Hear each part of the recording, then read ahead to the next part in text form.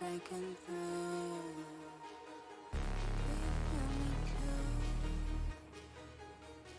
I still wanna run to you. Am I breaking through? You feel me too. I still wanna run to you. Am I breaking through? You feel me too. I still wanna run to you. Am I breaking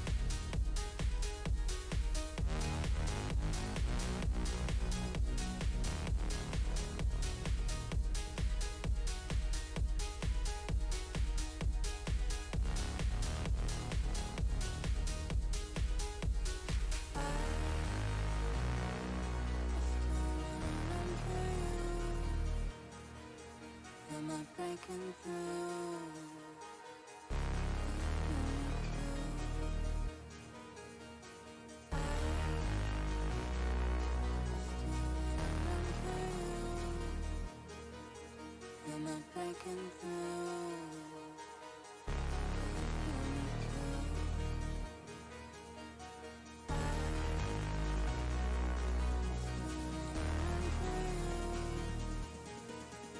Am I breaking through? Am I breaking through?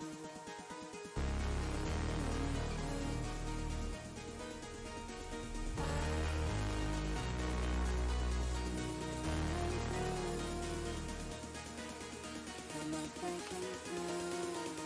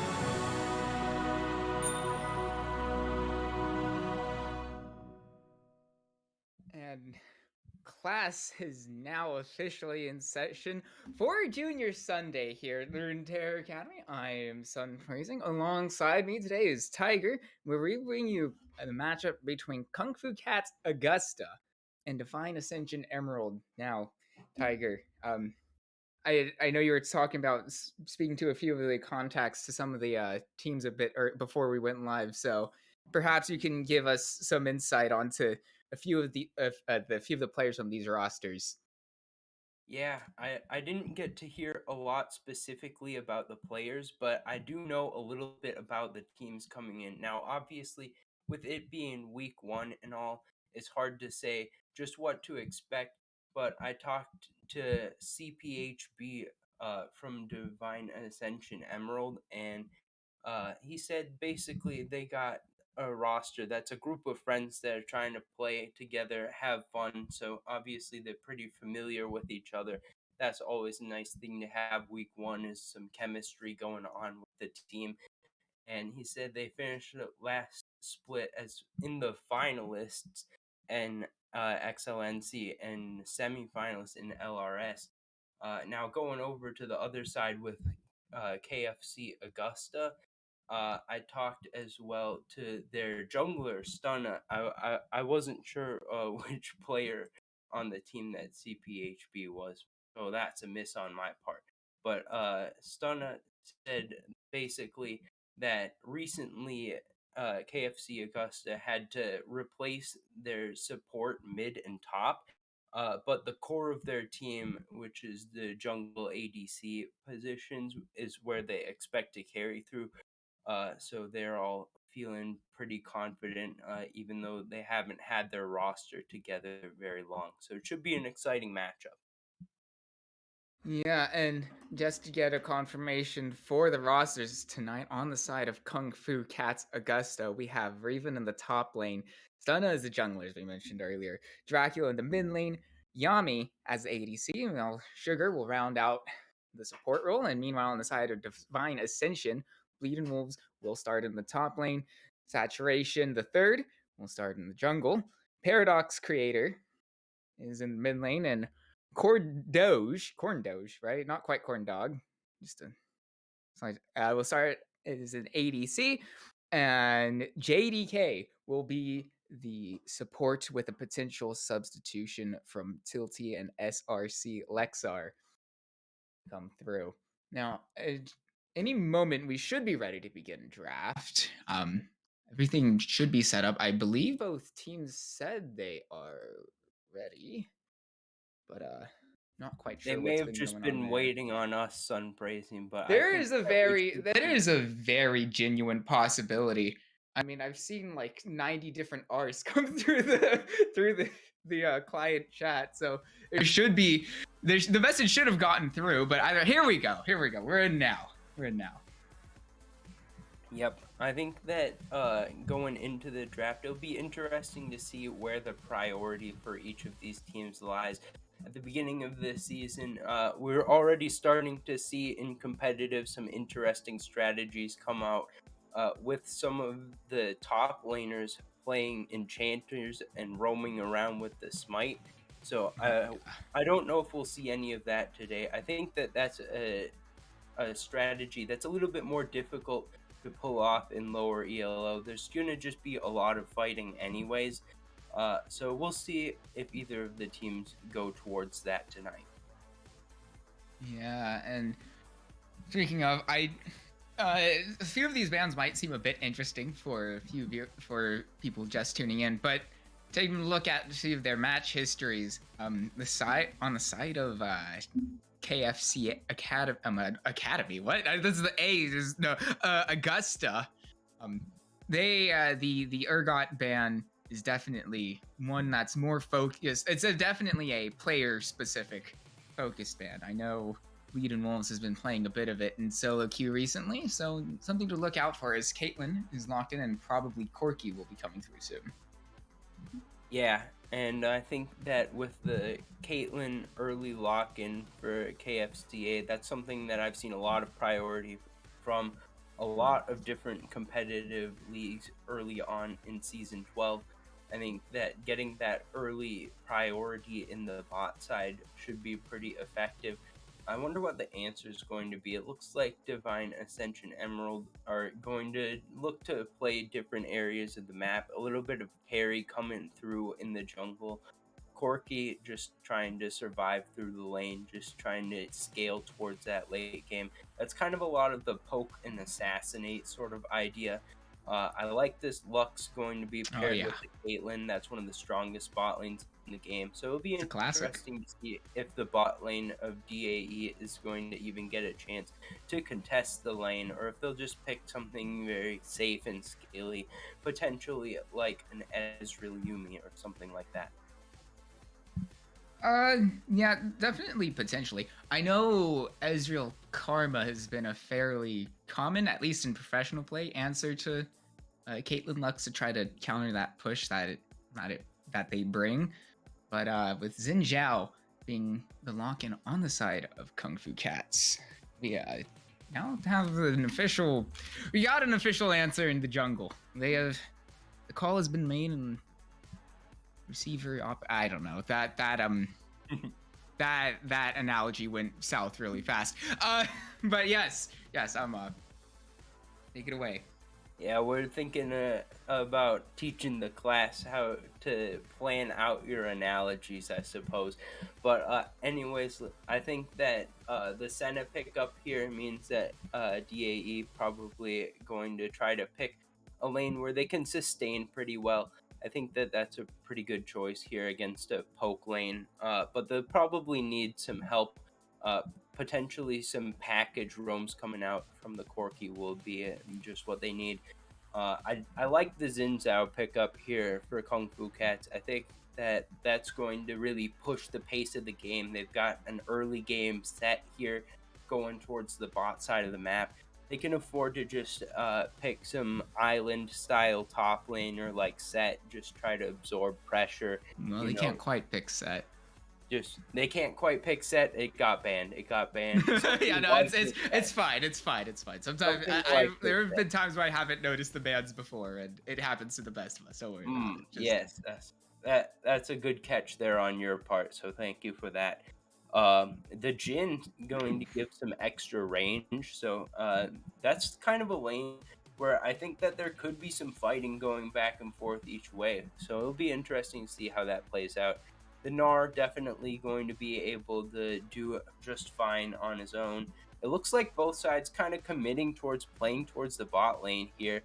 And I think that we should see both of the solo lanes being kind of a 1v1 situation. It'll be interesting to see if any ganks rotate towards that. But definitely between these 3v3 in the bot lane, who you think's got the early advantage, son?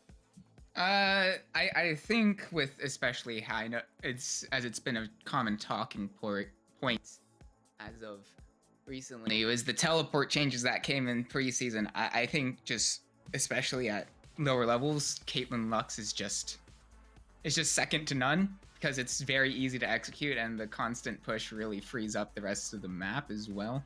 Doesn't need as much attention to really pop off. So definitely my personal favorite. But I mean, we'll have to see, considering there is definitely a certain level of execution to everything in this game. Yeah, I'm really excited to see this game get into the mid to late game stages. I think that there's a lot of good team fight from both sides here. Of course, the Ornn loves to get into that late game situation. Diego loves to be in a team fight, just get into the nitty gritty, trying to get some resets going on. Corky going to be landing good poke. Just a lot of good poke all around from the carries of DAE. But on the other side, you got a lot of AoE abilities coming through from Kung Fu Cats. You're going to have the Event Horizon coming down from Veigar. That's going to be very important. I think that the Gnar pickup definitely is an X factor in your team fights. You want to be able to get into a situation where you can get a multi-man stun into the wall. And then just having that early advantages, it'll be interesting to see if they can snowball and get ahead early. Yeah, so think with that in mind, we are heading into the client portion of the drafts. As you know, in the amateur scene, we can't quite view the games live. We always have that little bit of a spectator delay. So, you know, we've got a hot minute or three, I believe, is the delay to really grab our shovels and start digging into potentially what's going on, or you can just troll. I mean, we're here. We went over the drafts, so Yeah, there's no trying in this game though. So I want to hear from you about what your philosophy on the macro going into the game is. You think that a lot of the focus around the Drakes is going to be where all the fighting is, or you think that there's going to be a lot of invades going on? How are you going to go about getting the early advantages if you're one of these teams? yeah, you know, if you're playing around the bot side of a map, as it looks like, at the very least, Kung Fu Cats want to do. Dragon stacking is a very viable strategy. What is a kind of slight concern to me, just on the maybe this is a little bit just early concerns, and this might also just come from my slight lack of anything that isn't Leona, is that I'm not quite sure how especially in the mid lane, how the who can obtain that push to then secure the words. The priority in lane priority to reach the dragon first. Still waking up. So excuse me for a moment. That Yeah, for sure. I think that that's an important point you bring up. And I was saying earlier, I'm not sure exactly how much we'll see the junglers ganking towards the solo lanes, but definitely around the time when the Drake spawns, I wouldn't be surprised to see Stunna going for the mid lane ganks. I definitely think Xin Zhao is the better of the two gankers out of the jungle. So I think that I'll be looking to see that. I agree with you that Kung Fu Cats probably are more in the position to go for some early Drake stacking. But then from the other side for Divine Ascension, we'll have to see if they're going to try to contest some of these early Drakes, or if they're going to play it somewhere else on the map, just try to collect whatever resources are available to them. Maybe even try to catch a Gnar in the top lane, try to get a Rift Herald, and then start snowballing through that. I think any way you can get gold on your Viego saturation should feel pretty good with that. So a lot of different options here. I think that should be pretty interesting to see how they go about it. and one thing I think I forgot to brought up early, as I was reminded by it as Yami was flopping through the many different 80 carries that were technically available, is that Zeri is actually disabled in Runeterra Academy for this first week only. So you're wondering why that hasn't been a major talking point. That would be it. Probably should have got that out of the way immediately, because that's fairly important, but I mean, we learn. Yeah, well, definitely a pick that we'll be keeping our eye on next week. But I think that these drafts are pretty standard as far as I'm concerned. So all in all, I think a pretty good draft phase from both sides. I definitely am looking at a more standard idea coming through from Kung Fu Cats Augusta, so I think very easy to understand what they're doing. And I'll be definitely watching from Divine Ascension Emerald to see if they can prove it on their selections. All right, and before we send it to the spectator delay, Tiger, give me a definitive answer. Who do you think's winning game one here? I'll take KFCA. Well, yeah, that's fair. That's fair, you know, fairly standard. But yeah, on that note, we will send it to a short little break, and we'll see you back when we have loaded in. Yeah. That was.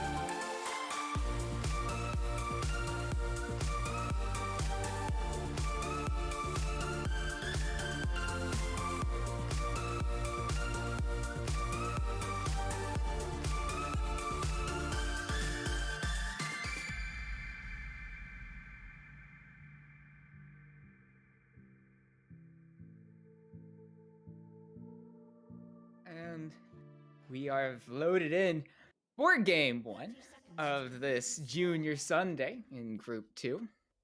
Once again, I'm Sunbrazing, alongside me is Tiger.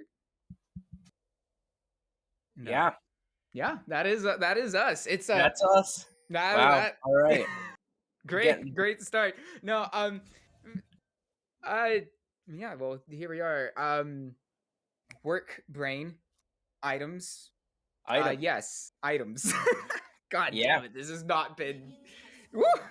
All right. I got you, son. Yeah, I got it. You're gonna have to carry me Right. this time because brain broke.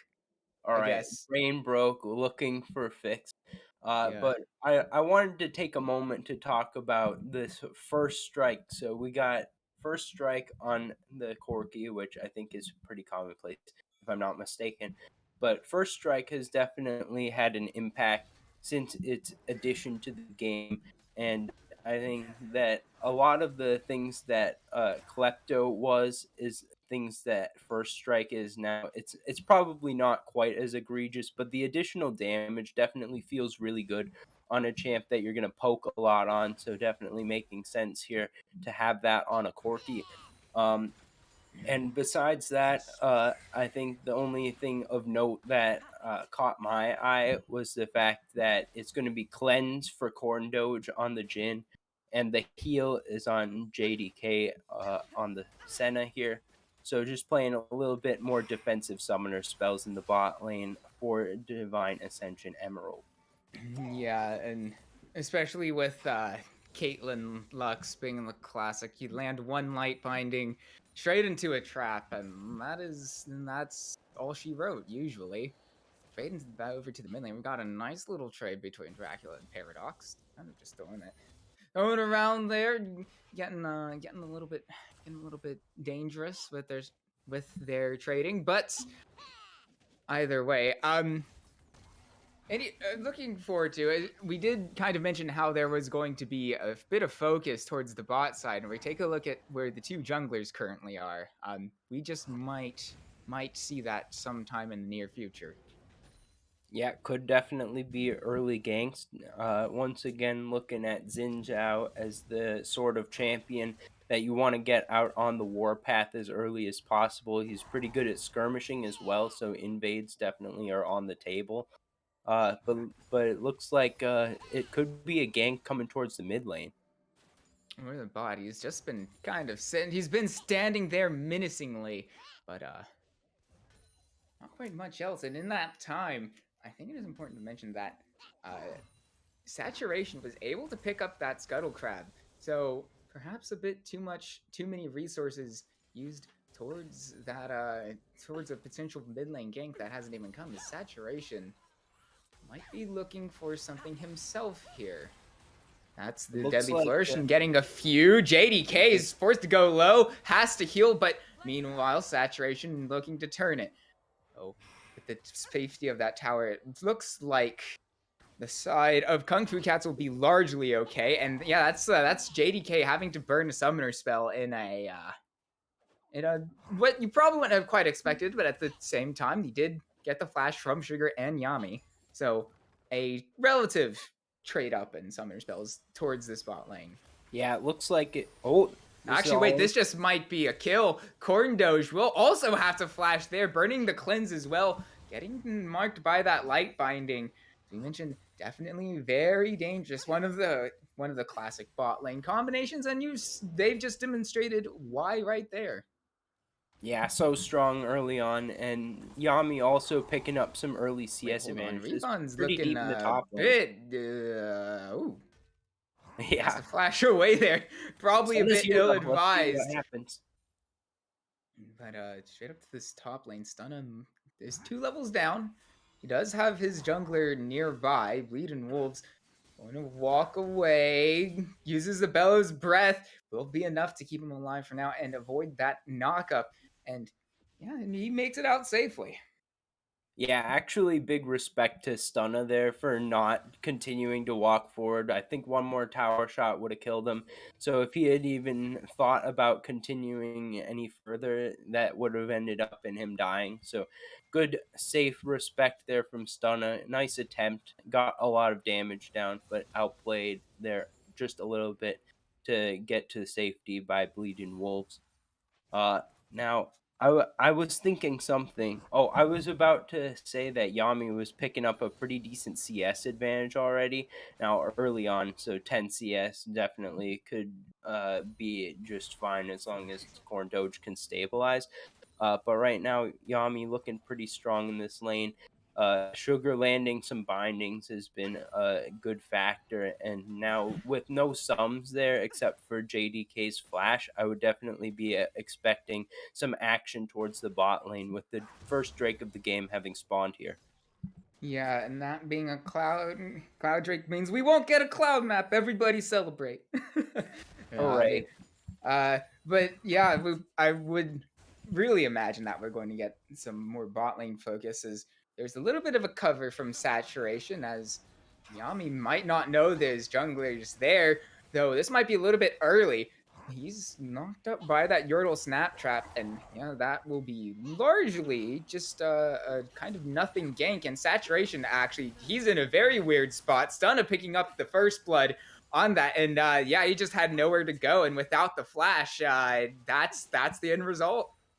Oh man, feels bad for Divine Ascension Emerald because Saturation has been kind of investing a lot of time towards the bot lane, but now they're Hold giving on, the first blood. Gnar comes through, will force the flash out of Bleed and Wolves in the top lane there. Very sudden use there, so I'm sorry to cut you off, but it was kind of big. So anyway, Always important to check in on what's going on the screen, more so than what went on in the past. But now we can go back to thinking about that gank in the bot lane. Good response from Stunna, able to come through.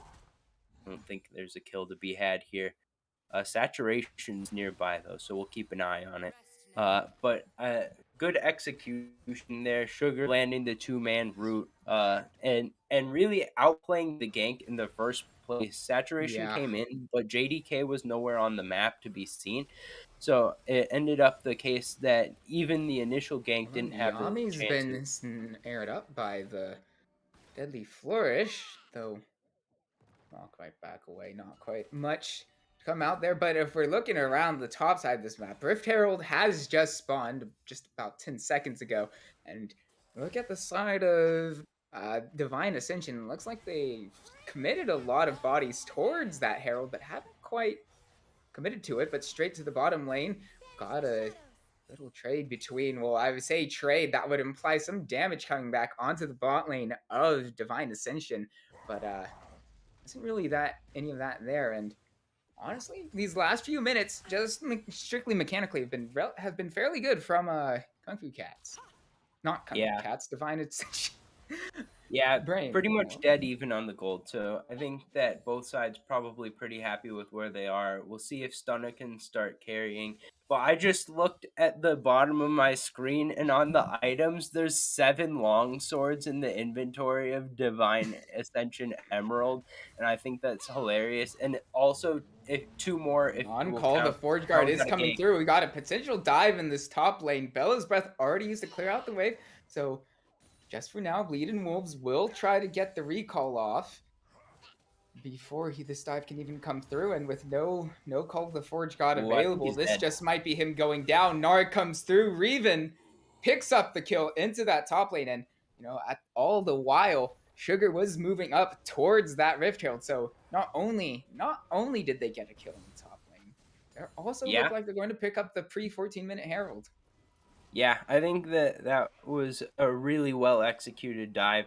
As soon as Bleeding Wolves canceled the recall, I think that he was pretty much dead because Stunner just walked around.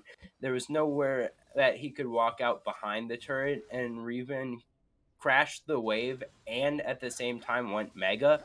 So that was just the perfect timing window for a dive to come through. I'm not sure uh if the 3 talon strike was actually going to connect from Stunna. So it might have been Would possible have for been him to close. continue recalling, but it may have hit and forced him to stop the recall. So whatever the case, good dive coming through from Kung Fu Cat's Augusta. Yeah, and just overall very well coordinated and just great team playing communication, but without much left on the map in terms of objectives. I believe I mean, where do we think this Swift Herald might be going? Because we've got about a minute and a half until the next Drake comes up, the Infernal Drake, to be precise. Where do we feel this Herald can be used to maybe get some map advantage? I think definitely a fan of putting down the Rift Herald mid right as the Drake is spawning and then just using that pressure to pick up the Drake. You get 2 plates, then you've done your job pretty much with that. Ooh, Dang, hold that's a on. ton of Yami! damage. Final spark used. Ace in the hole followed up. And there is the solo kill between Yami and onto JDK. However, Yami's gone low. Yami stays alive, though. Finally gets taken down by Saturation, but he's in a 2v1. And I just don't believe that he'll be able to get out. Tries to use the Heartbreaker to get away. But yeah, I mean, it's a double kill going on to Stunna.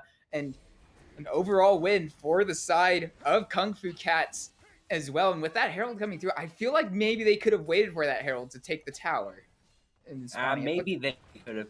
But that fight, Yami was so good. He was able to Oh my land gosh, 2 yeah. snap traps without any setup CC. He was able to kite out so long and stay alive. And then at the end of the fight, he did end up going down, but he was in a position where Saturation couldn't use him to get out. So it ended up being a 3-for-1 double kill for Stunna. Right place at the right time once again. So Stunna having a pretty solid game so far. And they got 4 plates. So I think that they did pretty well for themselves in the bot lane. Yeah, they did very well for themselves. However, they may have just stayed a little bit too long, so I don't believe they'll be able to contest this Drake coming up. So if there's any consolation for the side of Define Ascension, is that we'll be able to they'll stop that the potential dragon stacking, or at least delay it, as we had seen before. If you get an ocean Drake, it gets all. Honestly, out of all the maps, I will interrupt myself as Bleeding Wolves is getting very low. It does have to flash wave. We're even following it up. Call the Forge God comes through.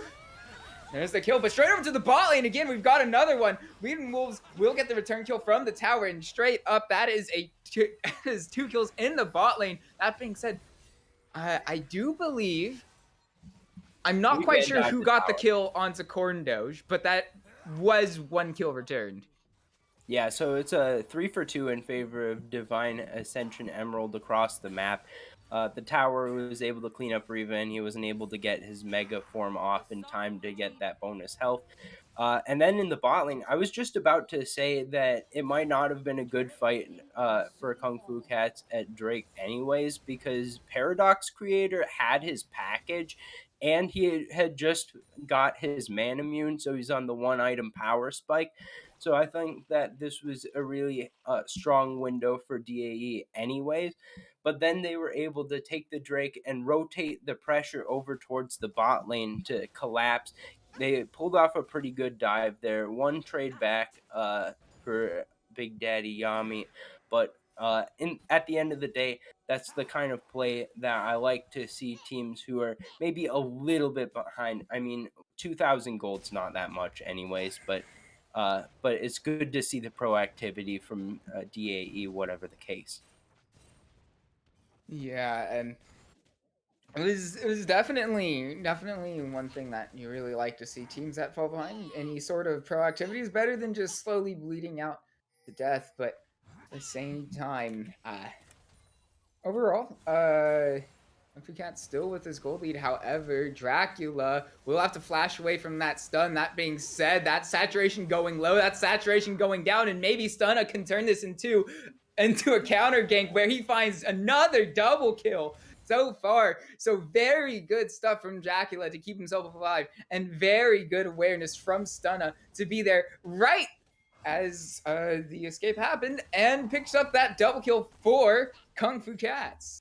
Yeah, this is great stuff coming through with the synergy between the jungler and the rest of the players. Stunna always is in the right place at the right time, and Dracula able to kite it out just long enough. A good event horizon and flash combo, actually able to avoid getting CC'd, and he was still dropped to like 100 HP, but there was just no way to finish off the kill because Stunna came in and found the CC, found the kills in time to buy enough space.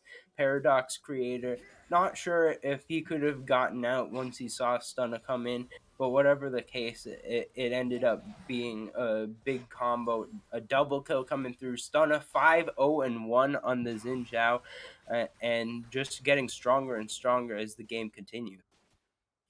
Yeah, and he's really starting to somewhat run away with this one. The amount of jungle intervention that light binding was very close to landing onto JDK, but you know, close only counts in hand grenades and horseshoes. So not quite in finding anything there, though. I believe Sugar Sugar have a no? It doesn't have a blue buff. That's just the arcane comment. I was about to say when did I was confused myself for a second. I was like I don't remember, but now that would be why. I just Yeah, need better eyes.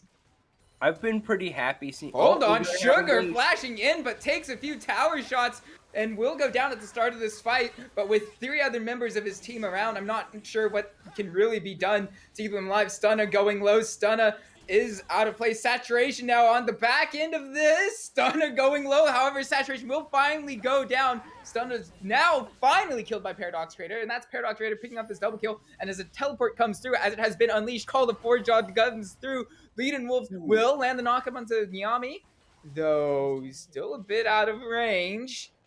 All the while, that's a top lane tower going down, and I do believe they'll just back off from each other as Yami does manage to find his way out of that fight.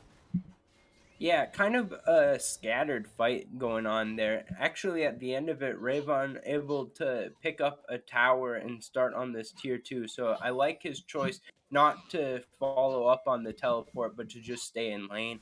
Not sure how much Bleeding Wolves got by teleporting in. But Paradox Creator showing up at the right time to clean it up. I think it was something to the effect of a 3 for 3 there, so kind of got some going for each side. But if Paradox Creator hadn't showed up there, then that could have definitely been a much more favorable outcome for Kung Fu Cats. Yeah, and so as things stand, all the while you will have seen that. Actually, never mind. No, back away from that. It was definitely a very favorable fight if he decides to take that one, but perhaps not enough information for him to really commit to it. But yep, that would be the first Ocean Drake picked up for the side of Divine Ascension as they're looking for another play into the bot lane. The Caliber Net is used to hop away, and that is that unleashed teleport used just to be safe, but that they got an extra summoner spell out of that, so overall fairly good from the side of Divine Ascension to Yeah, get an Sugar overall and win. Yami actually doing a pretty good job there of combining their areas of effect. I mean, 3 snap traps down, and the rest of the area was covered by the Lucent Singularity. So, not really much of a way through there, even though Sugar missed the light binding. Still a pretty good thing. And what I was gonna say before was I always love seeing the Luxes come out in the competitive play because longtime fans of Tiger know I am a Lux main myself. Uh, So always good to see my favorite champion coming through into the competitive meta, and I definitely think Lux gets her best chance to shine paired up with the Caitlyn. Oh yeah, absolutely. Lux Caitlyn is definitely a classic duo. However, we may have to cut that off as Raven's trying to go for 1v1 onto Bleed and Wolves, but not knowing that the rest of Divine Ascension is here. What will he do? There's not believe there's much he can do. As Saturation will pick up that kill onto Raven, but over on the other portions of the map, I don't believe there's really much that the rest of Kung Fu Cats can gain after that. So just a bit of extra gold coming into the pockets of the side of Divine Ascension. So yeah, very good stuff from them.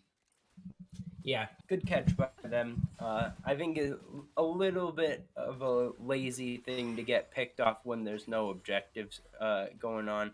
I'm not sure what he was doing that far for, but Rayvon uh, probably going to be just fine on the back end of it. So we'll see. Should just be the little bit of gold going in the pockets. So we'll see coming back out on the map what sort of items each side going to get.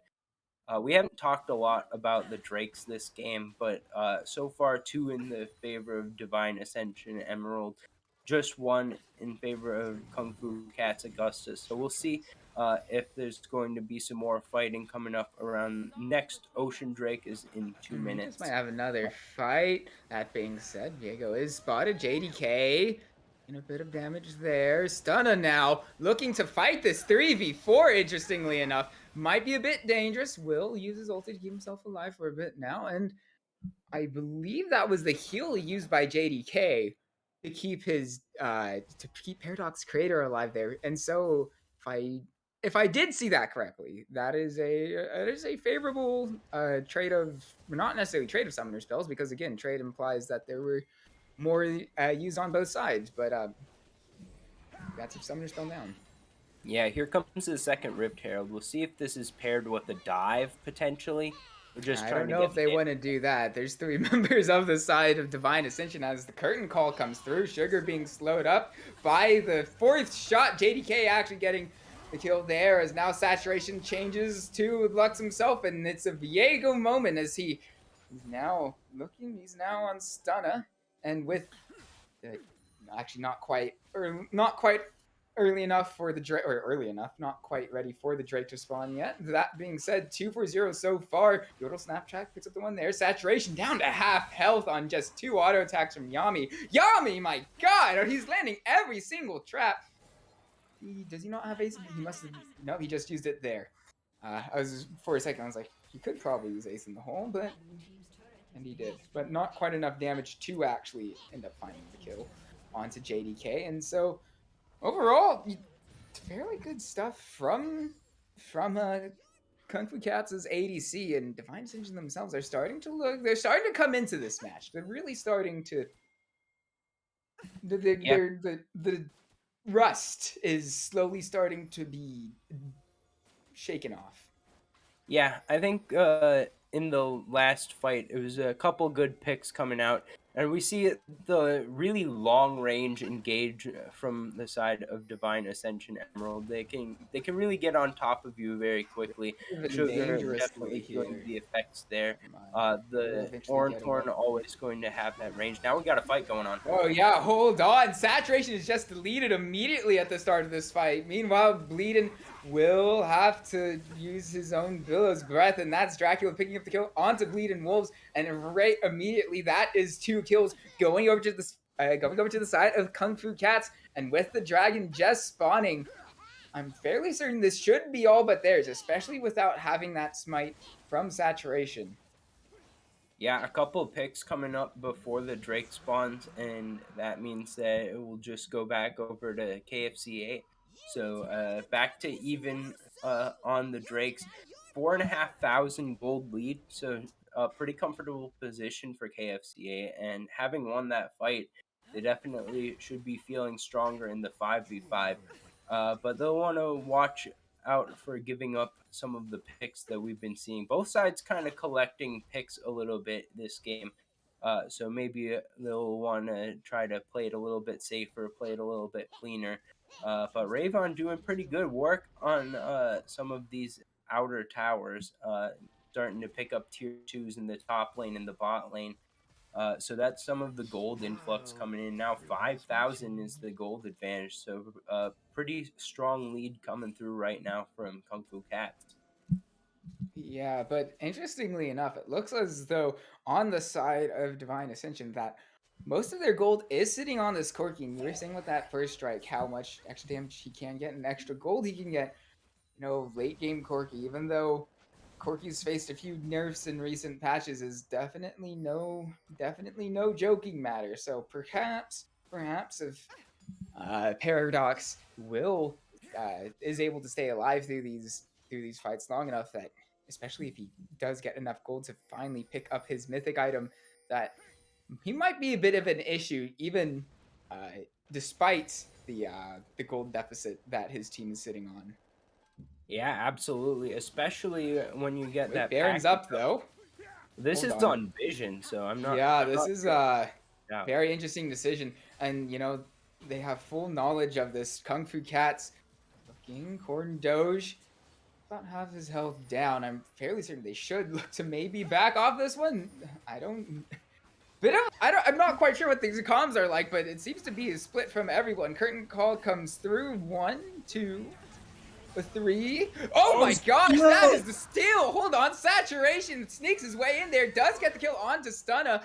All the while, Dracula will get the return call into saturation, but that is incredible stuff from the jungler of Divine Ascension Emerald, and he'll keep this one alive a bit longer as they managed to pick up a Baron for themselves. Yeah, hit him with the worth. Saturation coming in, stealing away the Baron, and able to get the 1-for-1 trade as well. So it's just all the things that you could have hoped for. Now, with this Baron buff, it'll be interesting to see from behind if any sort of gold deficit can be shrunken by DAE. But now that they've got it, at least they won't be bleeding much more. They should be able to get the waves pushing in their favor. They should be able to get out on the map. Oh, hold on. Gale Force forward from Corn Doge, trying to get the pick onto Dracula. No, not quite enough. But meanwhile, Sugar, on the other hand, ignore Dracula. This Lux has gone very, very low. And the poke, the shutdown on Corki. And whoo! He's got that upgraded Ludens, the ornament Ludens, the name of which I forget because all the names have been changed. It is now the Eye of Luden, not Luden's Tempest. But yeah, that extra bit. We were a few minutes earlier. It was brought up about Corki and his getting the Ludens, and well, we just seen the power of that come through in this last little bit of a fight there. Yeah, I think that what we're seeing here is that the poke is starting to be very meaningful coming out from the carry, especially from Paradox Creator, but from all of the long range carries, Corn Doge, JDK, Divine Ascension, and Emerald are in a spot where they can make quite effective use out of this Baron buff. Now, it should only be up for another about 30 seconds, I believe. But if they're able to get another tower off of it, another tier 2 potentially, set themselves up for the Drake, then this could be right back to dead even or starting to be even favoring DAE here. Not quite gotten there, so no pick coming through, but we do have a potential Drake. Well, yeah, Soul Point will be coming up for whoever manages to collect this next dragon, and definitely looking like a very real possibility that we might see a fight coming through here, and that is very quickly Paradox Creator getting the kill onto the ADC of Kung Fu Cats, and that just might be this Drake fight all but done already. Decided, but they still have vision on him. Not quite sure, and there it is. Okay, so the side of Divine Ascension do manage to pick up that.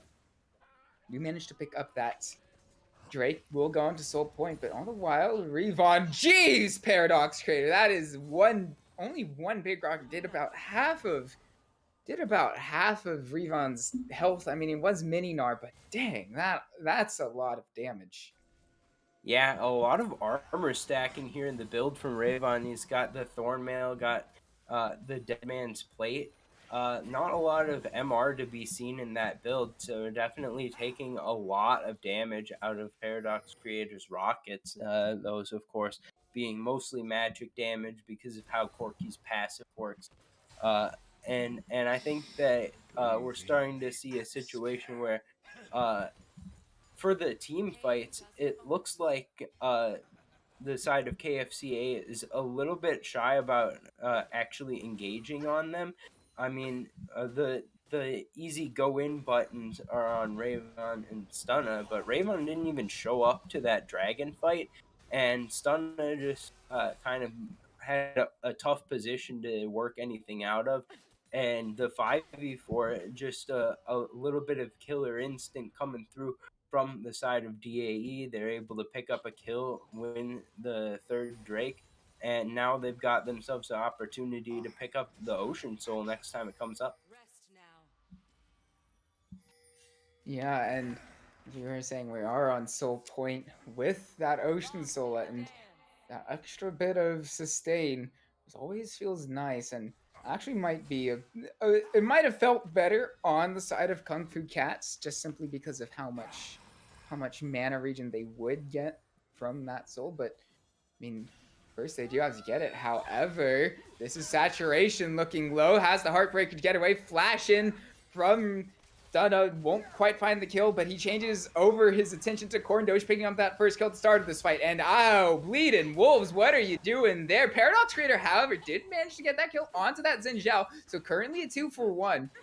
And in the fight there, bit strange that one. Didn't quite catch what happened onto Stunna. I'd imagine it was just Paradox Creator throwing a few of his rockets there, but either way, we've got it.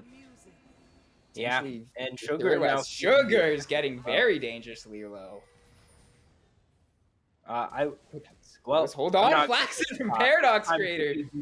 Oh, but Dracula manages to stun too! That's the shutdown going on to the Corki, and that's also another kill going on to Sugar from the final spark there, and whew. Now I get a chance to talk because the wipe comes through. Good stuns coming out from Dracula, and the laser does the work. And 2 kills immediately coming through. Now they're working over towards Baron, and this is the position that KFCA want to be in. Yeah, definitely, and that event horizon from Dracula was just it was fight turning. There's no other way to put it. It was simple as not quite single-handedly turned that fight in the favor of Kung Fu Cats, but did a lot of work there.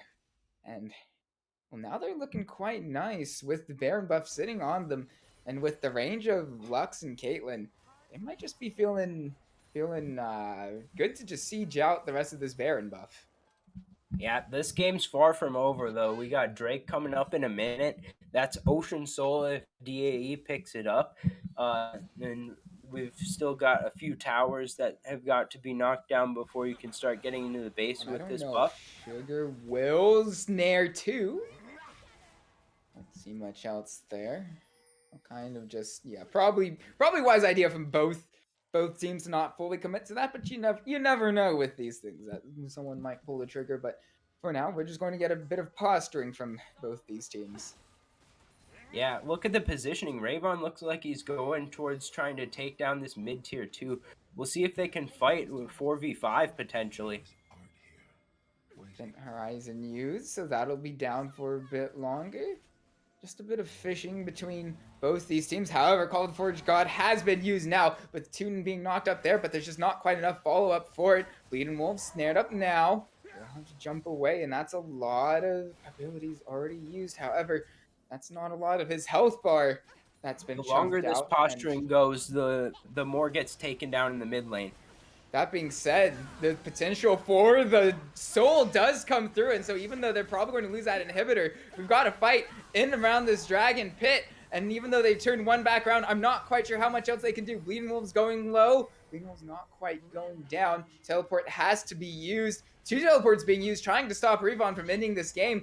JDK coming through, lands a bit of damage onto Revon, but I mean, they're taking all their sweet time. His Paradox Creator loses half his health bar. That is both Nexus turrets down. That is an open Nexus, but all the while, I don't believe it'll be enough as the package does come through onto Corki. Paradox Creator lands the kill there, and all the while, Sugar and Yami are staying alive, actually. Bleeding Wolves uses every last bit of his health bar to keep this game going, but without 2 inhibitors and without either Nexus Tower, it's looking a bit rough for Divine Ascension, even though they did manage to get the Dragon Soul there.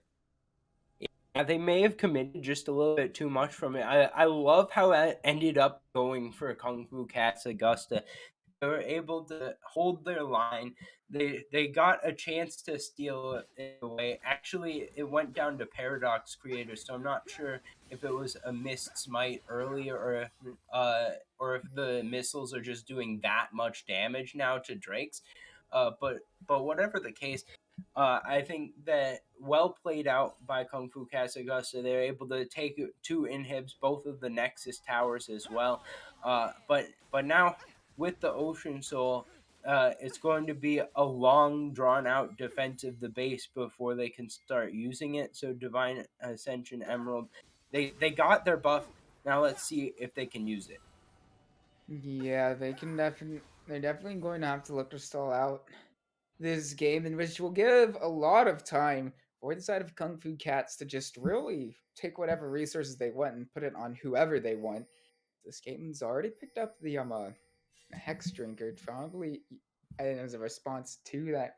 Just the amount of damage that's coming through out of Corky and a bit understandable. And well, I'm not quite sure what the damage numbers quite look like, but definitely a lot of work coming through this ADC, and also can't understate the amount of damage that Dracula's doing, though. Revon? Yeah, no. I mean, unlikely anything's going to happen there, but Paradox Creators, we look at the total gold, and it's just confirmation of what we already knew. And one of those things where it's like, I'm pretty sure all that gold is on this Corky, and in fact, all that gold is on this Corky, but Call of the Forge God is coming through. Not quite finding anyone there, but this Vagar's not quite down. Final Spark won't find the kill there. No, they'll just both walk away from this fairly. Even Corndoge living dangerously, though. Ooh. I don't know if that's what quite you wanted to do. Use the Gale Force, or actually the upgraded Gale Force, whatever it's called, the Ornament Gale Force, to try to find a pick at the back end of that fight, but instead he's only found the pick onto himself. Yeah, a little bit of mispositioning there from Corn Doge. It looks like they're going to be able to defend their base. The recalls coming out, Baron Nashor calls coming up in just about 40 seconds here. So we'll see if it's going to be able to be secured. I can't imagine how this can be contested because you're looking at an exposed Nexus and any sort of teleport in the base. Ravon and Dracula both having that available. I think that it's just going to have to be given up here by Divine Ascension Hold Emerald. on, Now we're looking saturation. for a He's pick. just caught out here, knocked up, and there it is. I don't believe there'll be any chance to contest now, as that is the jungler of the side of Divine Ascension being taken down with only 5 seconds before the Baron spawns. Bruh. That is the current Yeah, situation. That is the current situation for Divine Ascension Emerald. Maybe not yeah. exactly the cleanest execution of words, but I'm fairly certain that is their current mood in that camp. Yeah, I think with the Baron going down here, it's going to become much, much more difficult to do anything to defend this open Nexus. Uh, the last inhib actually being pinged out here, so we'll see how it's going to be that KFCA go about finishing off the game. They're being very methodical right now. They're trying to not give over anything. I haven't seen a pick that they've given over in a little while, so that's a pretty good job there, making sure all of their members are remaining in the safe area. And they're just doing a good job of working the macro. They know how to play with the lead. So KFCA may be looking for the Elder Drake in here as well, going to be spawning up here in 45 seconds. They've got the threat of the end.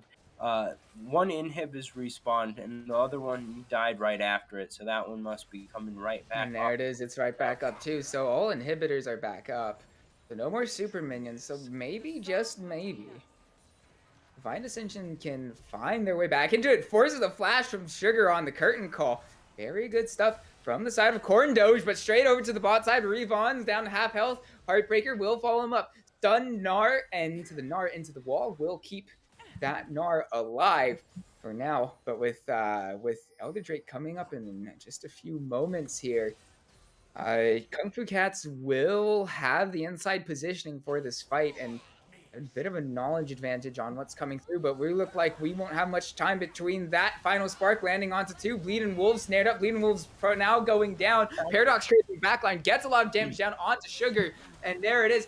Kill answered, but straight up, we got another kill coming onto the Caitlyn. And even though it's a bit hectic, it's looking like for now that Divine Ascension have taken that fight with 4 kills to their name, and only Revon is left alive without a flash. However, he's looking for the Gnar onto Corn Doge.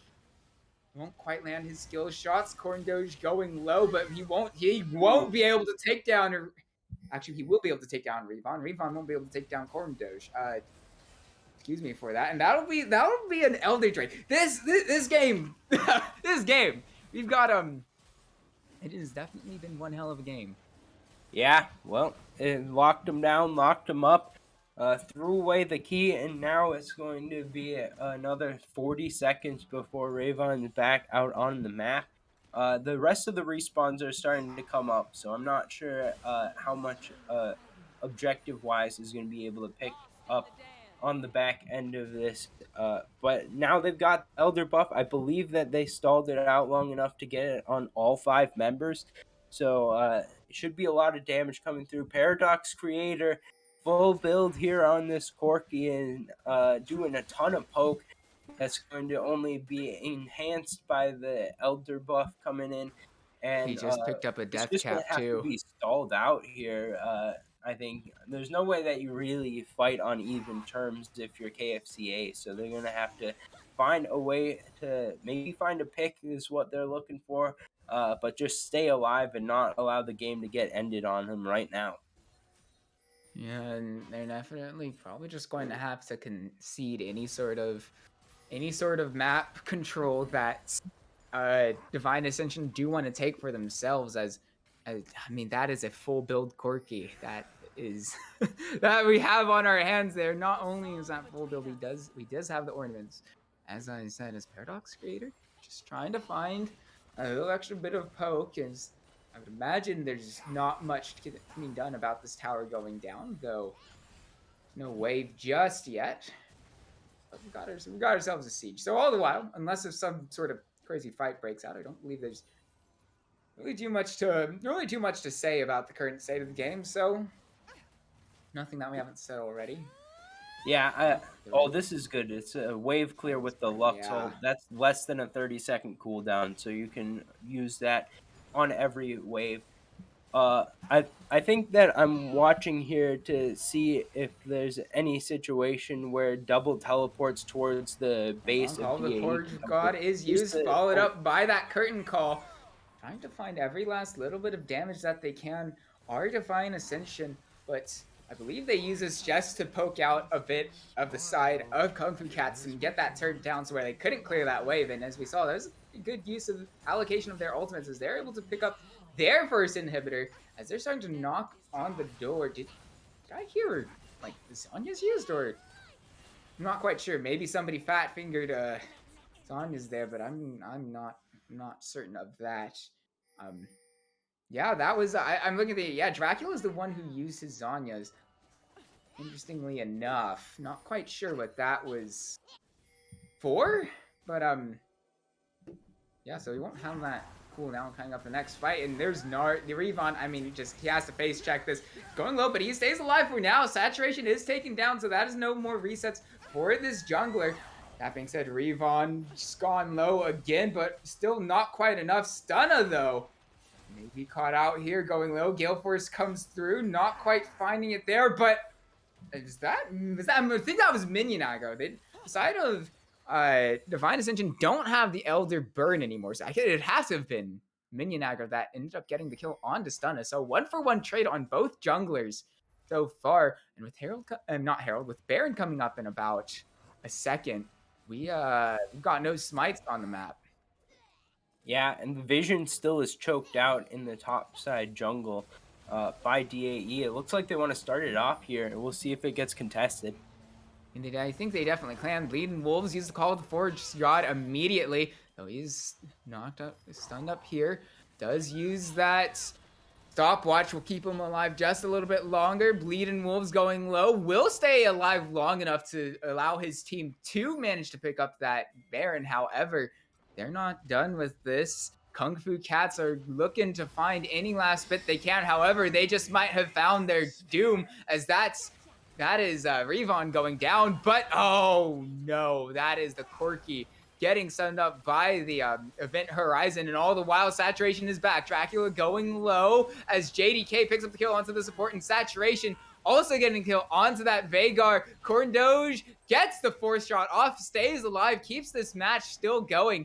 And I don't think they have it quite enough to end off that one fight. However, they will get the higher number of kills, as it is a 4 for 3. Yeah, 4 for 3.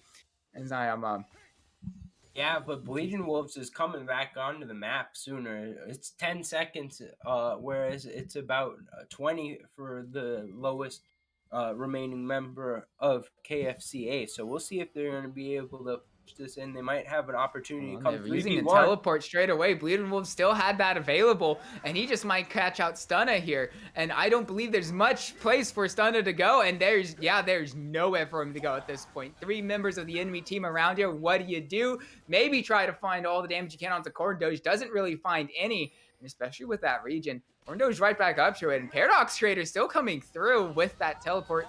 And with the numbers advantage here, they just might look to end. Call of the Torch God used, Sugar knocked up, and there it is, the layered CC. That's the Lux going down and continuing. It looks like it just might be over, as Divine Ascension have found a few more kills. That being said, Saturation getting the one there. Gnar used up, and the Heartbreaker is used. Dracula has no more health, and without any members left on the side of Kung Fu Cats, Divine Ascension Emerald will take game 1 in a rather hectic first game of this series.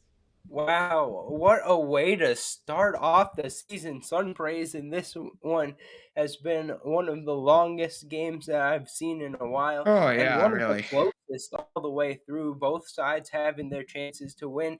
And man, it got down to just the Nexus left for DAE, but they were able to defend it, make the comeback happen, and they were able to get the victory here in game number 1.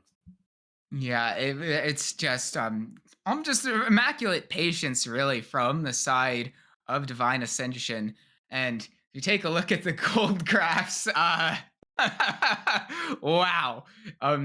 Got those Blue Ridge Mountains over there until you get into that massive valley, and only at the very end did the side of Divine Ascension actually have a gold lead. And I mean, just incredible stuff. Not only we have to mention the amount that Paradox creator, I mean, it was an absolute massacre from the Corky. 50,000 damage dealt. That's more than 10,000. Checking, yeah, more than 10,000 damage than anybody else in the game. And whew, just incredible stuff from the side of Divine Ascension to close out that match. But it is a best of 3, so not quite done just yet. Might see a few adjustments to the draft coming up, Tiger. Yeah, I think going into game number 2, a lot of the things worked out well for both of the sides, really. I would say that the comp that KFCA played did exactly what it was supposed to do. They got their early advantages in the bot side. I mean, Stunna was super fed Oh early yeah. on in the game. Oh Really yeah. good positioning from them. But then into the mid game, they just weren't able to quite close it out completely. They got very close many times, as well as having a lot of times where they had, one of the members of either of the teams gets picked off in a random situation, and at the end of the day, the commit of Ravon to go for split pushing while the Drakes went down ended up not working out for them. But I hope that we see a lot more of this macro play from KFCA trying to get themselves into the most winning position.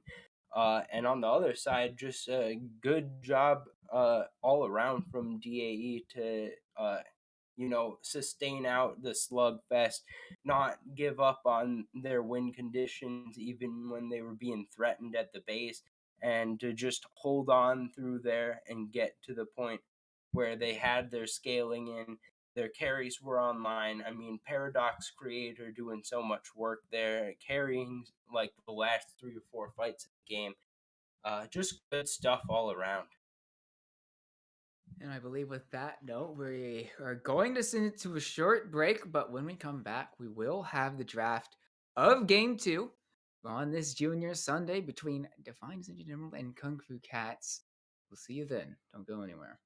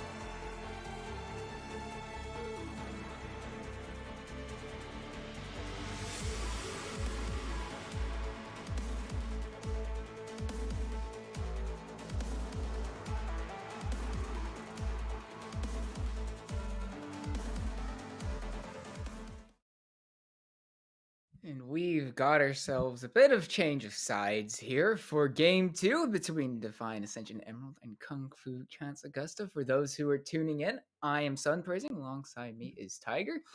And yeah, that's the state we are. Kung Fu Cats do need the win here to keep this series alive. Yeah, I mean, game one, pretty much a marathon game. I think that from the side of both teams, they'll be looking to use whatever minutes of rest that they got to get themselves back mentally prepared for game number 2. I know after a long game that I have a hard time personally getting back into the mode of being at level 1 champion state. I definitely get used to being level 18 with all my items ready to go. But we're getting right into draft here, so definitely seeing that Corky band away as well.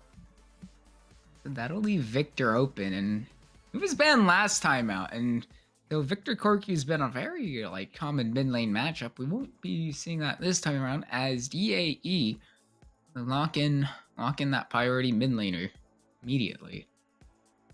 Yeah, that definitely shows the difference in the draft style between DAE and KFCA. When KFCA was on the blue side, they definitely had more priority towards bot lane, and they've still held this true until this second draft. They've got the Xayah Rakan locked in immediately. I won't be surprised if we see it from DAE that they stick with the mid jungle priority. But as I say that, they locked in Morgana. Another one of those classic Caitlyn duos with the with the really long dark binding this time around, and sometimes you just sit there forever as you watch your health bar go down and you're locked up for 3 years. You get the AFK warning, and oh no, there's the gray screen now. But either way, that means Urgot, who we saw banned out last time, as never mind. Last second switch over to Vex. Yeah, I think that both sides should be pretty happy with the direction that they're going already in the draft. DAE picking up some more early game stuff this time around, but Victor, of course, still some late game scaling insurance policy.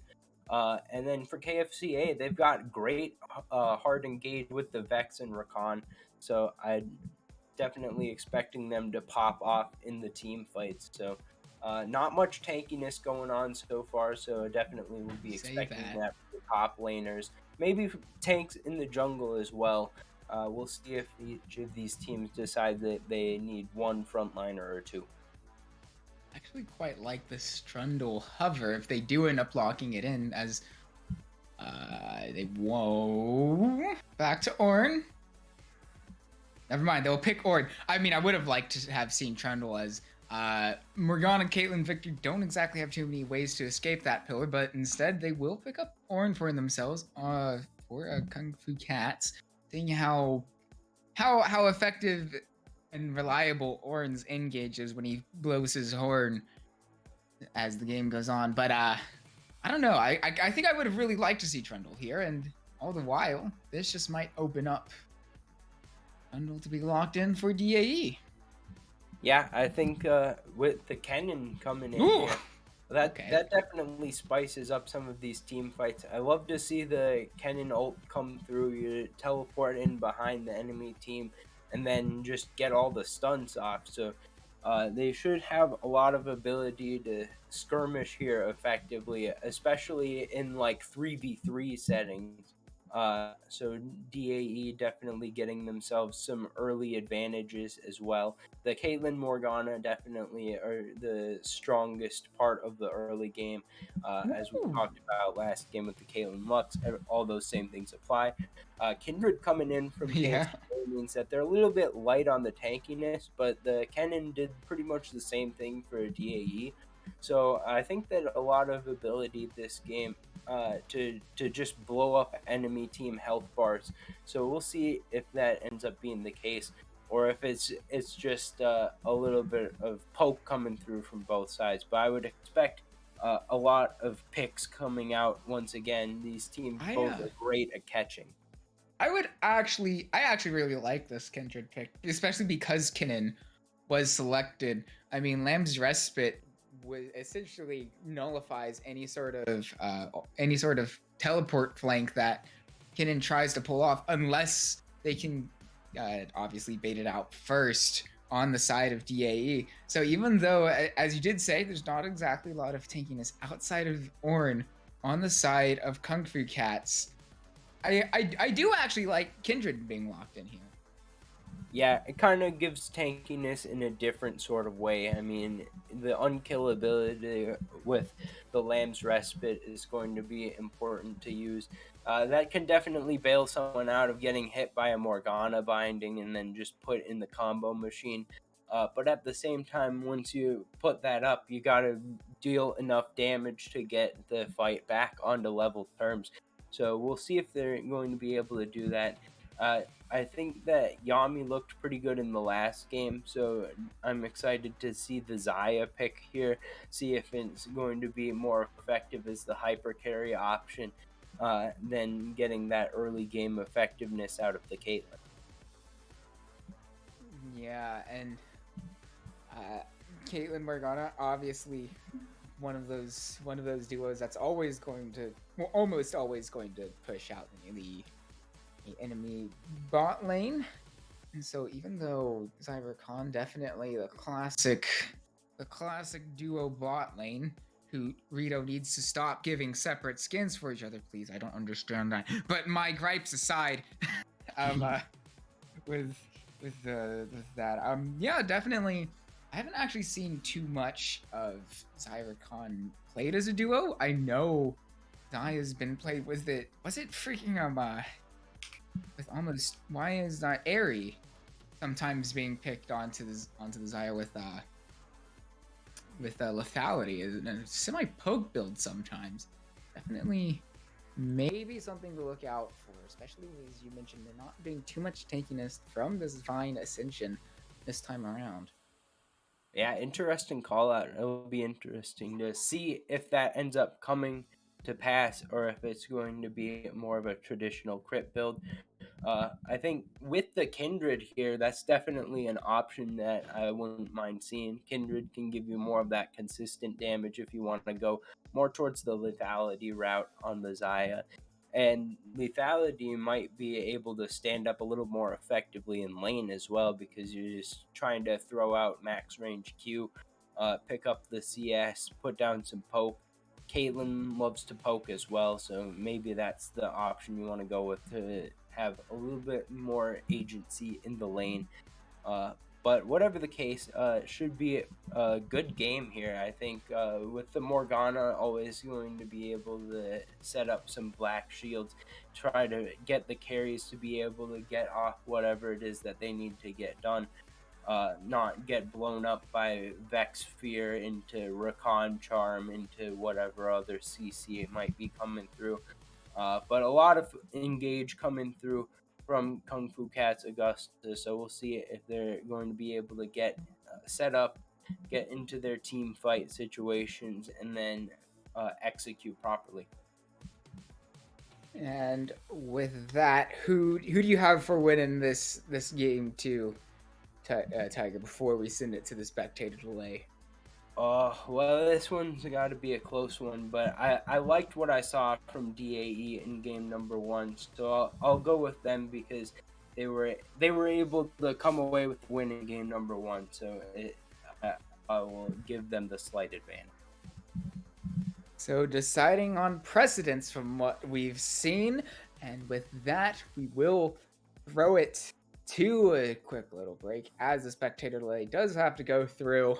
When we're back, we will have loaded into Game 2 between Divine Ascension Emerald and Kung Fu Cats Augusta on this Junior Sunday. See you then.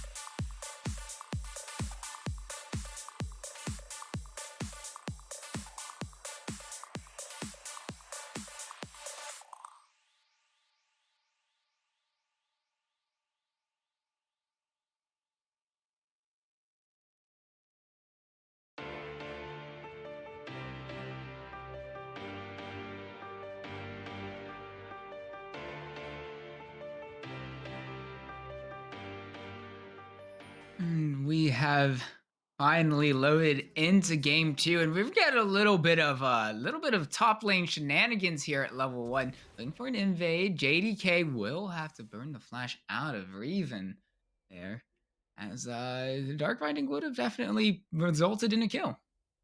Yeah, good respect flash there, I think, by Ravon. But looking back over the teams, interesting that we're seeing an unsealed spell book on the Ornn.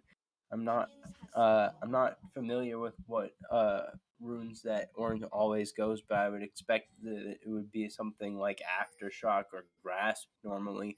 But this time it's going to be the unsealed spell book, so we'll see what spells come out of the book. Yeah, I think normally it tends to be Grasp with the Undying that Ornn will go, but I mean into a Kinnan, I'm really not sure how he'd be able to proc it that much in lane. So probably the smart decision is to not go with that, and unsealed spellbook. It might give him a little bit more utility throughout the rest of this game, and considering especially now that he doesn't have flash, he might be able to make up for it with something else that he can open up to. Yeah, we'll see if that ends up getting locked in anytime soon. Level 1 though, the classic between bot lane both, and there's a thing we did mention it in there. We did see it there. Usually you think of Xayah and Rakan on their own. Generally, they'll tend to not start their W's, but when they are together, they can actually find a surprising amount of early damage if they both level W. So a bit unconventional there, but definitely not unknown, and that's what we got a bit of viewing of early on in the bot lane there. Yeah, I think that a pretty good job to get the level 2 first here from DAE's bot lane. But a good trade coming out, just forcing out some potions. I think it was just about even on the trade. Corn Doge has a refillable, so he's got one charge extra. But the extra healing coming through from the Doran's Blade should just about make up for that, I think. Oh, hold on. That's quite a bit of damage coming through onto Sugar. That being said, countered away. Corn Doge does flash away from that. I'm not sure if he really needed to, as he was black shielded, and probably would have been.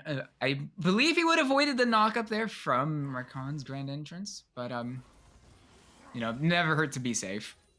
Yeah, I'm not sure if they've communicated about what spells were available.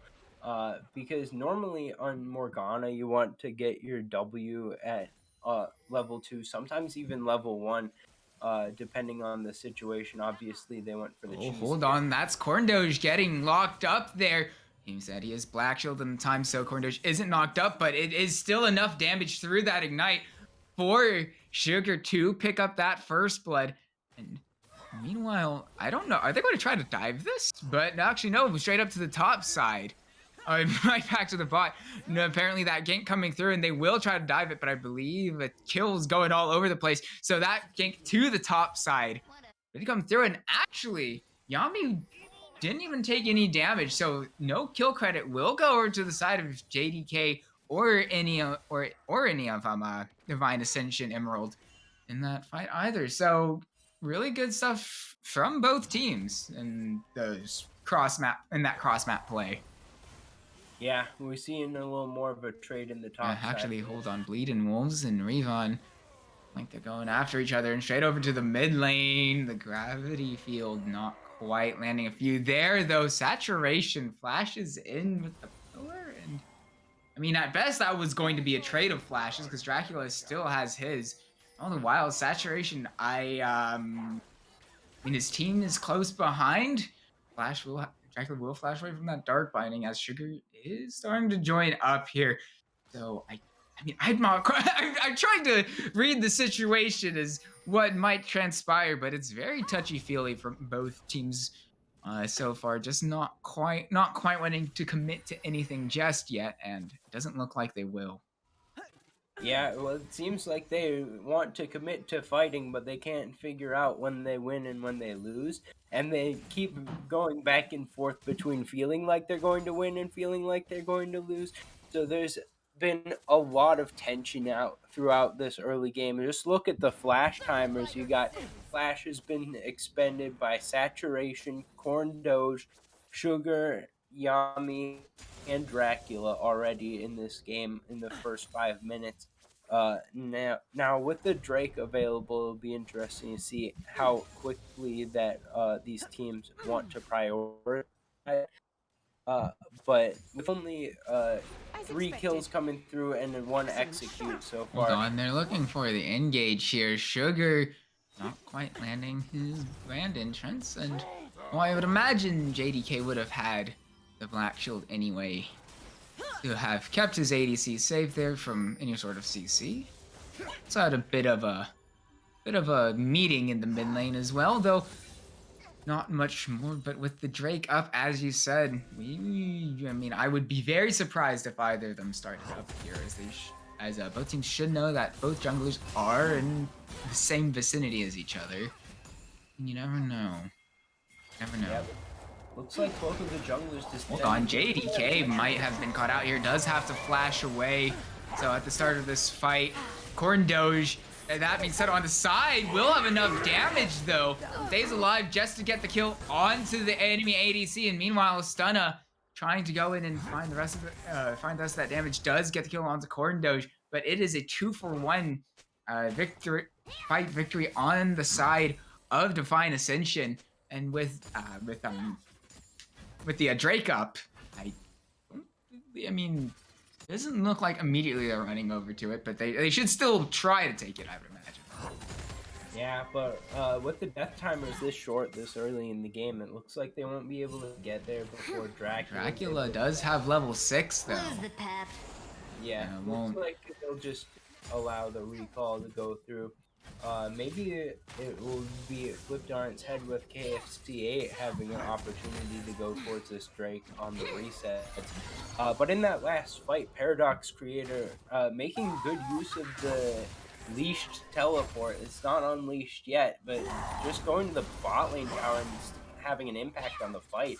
I'm pretty impressed that he was able to come up with that idea. Bit of creativity being shown, but meanwhile, even quite a bit of damage. Yami's in maybe a little bit of a trouble situation. Will have to expend his ultimate. That being said, does get a lot of return damage onto Corn Doge, and all the while, that was the Black Shield used, and close in tow is the rest of his team. They just might try to find a dive here. Stunna does get finded, though. Here's Dracula and Stunna, and without that Black Shield available, will come through, and that's the first kill onto Corn Doge. Yeah, that is a double kill actually on Dracula, and even though Bleeding Wolves will use his teleport to this bot lane, really won't be able to do much to turn the tides of that fight, and that is a very well executed dive from the side of Kung Fu Cats.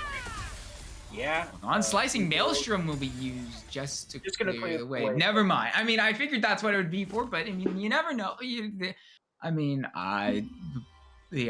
Feather Storm Flash had was already been used, so, but no. Flash was up. Could have happened.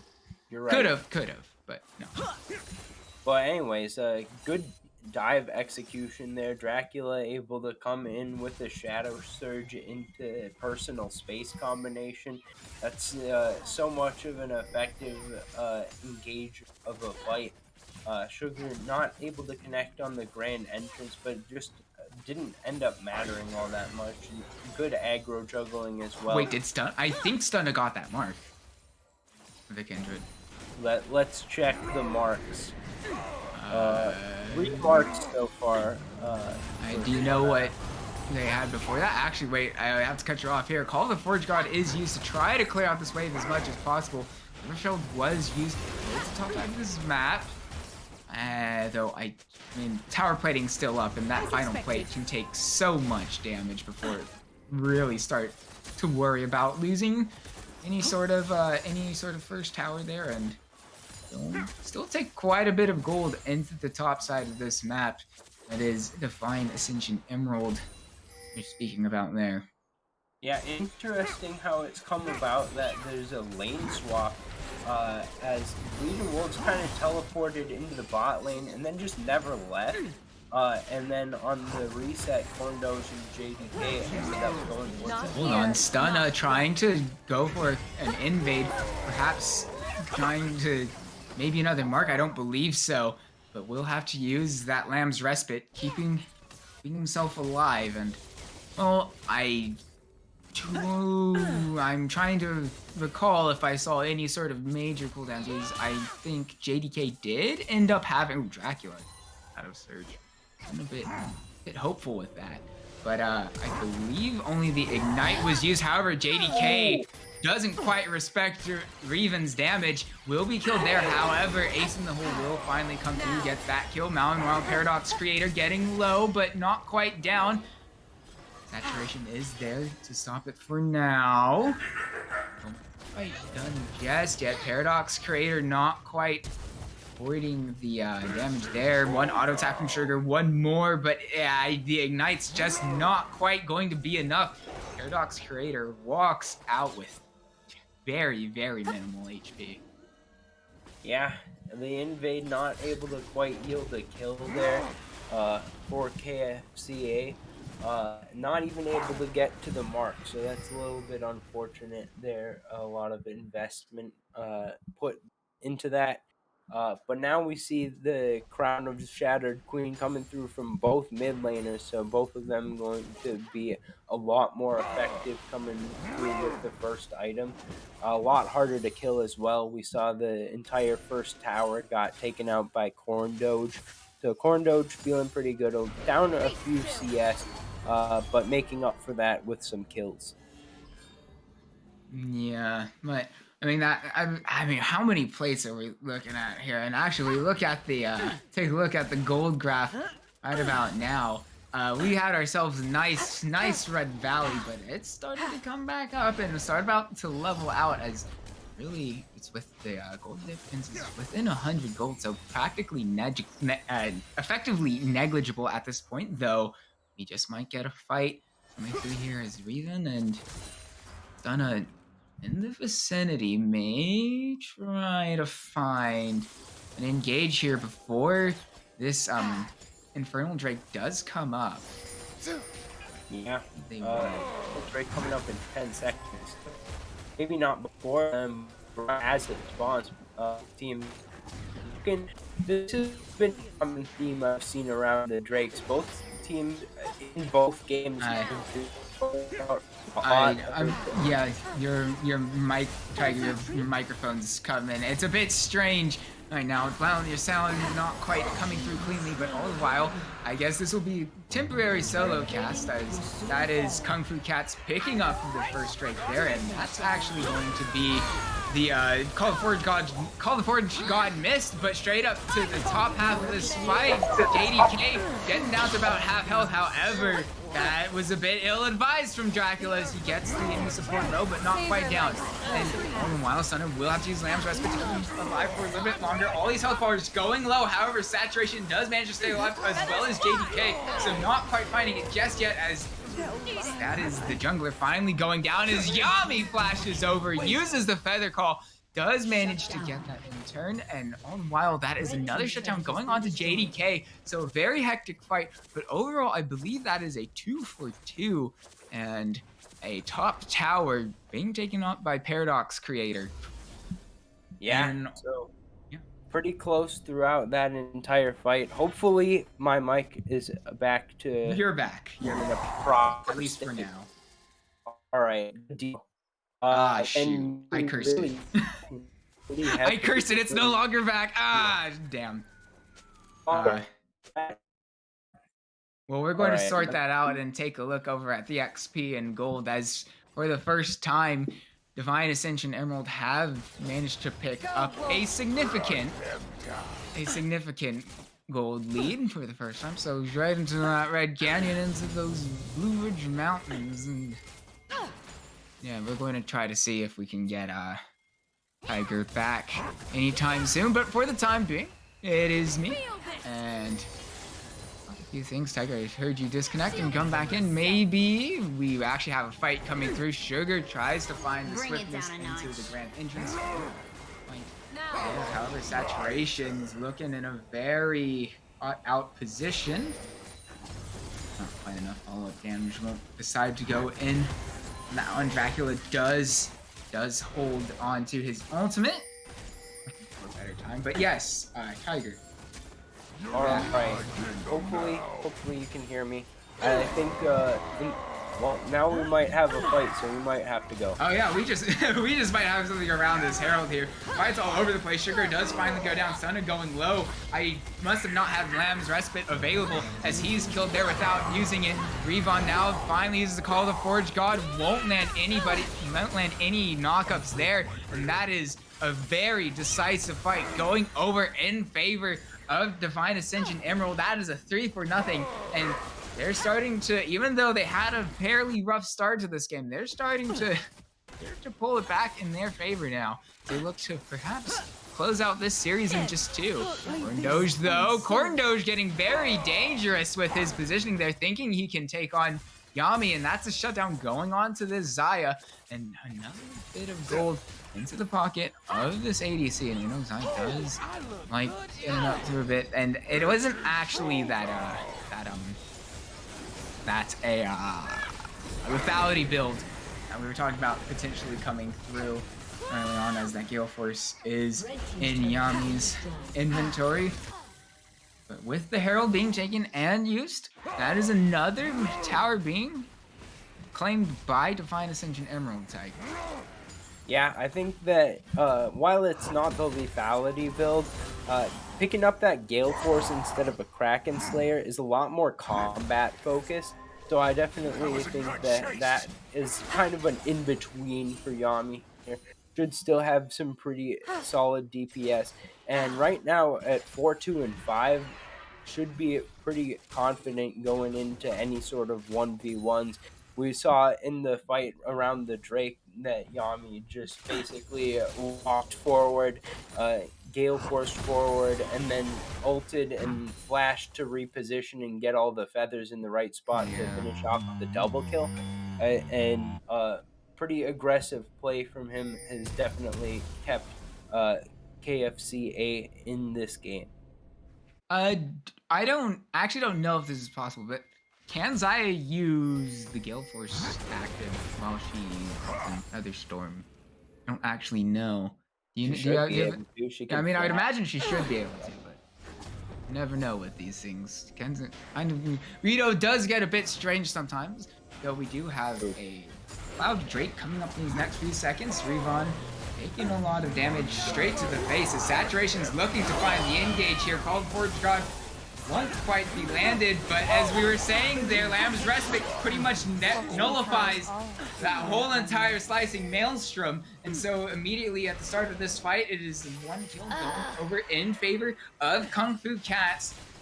But the positioning is slightly in favor to Divine Ascension Emerald as they look to pick up this next Drake. Dark Binding does land onto Sugar.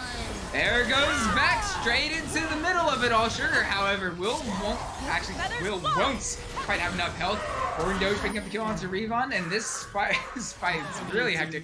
We take an overlook at where we are now. Stunna looking very low. Yami, though. Yami, the one with all the damage under his belt.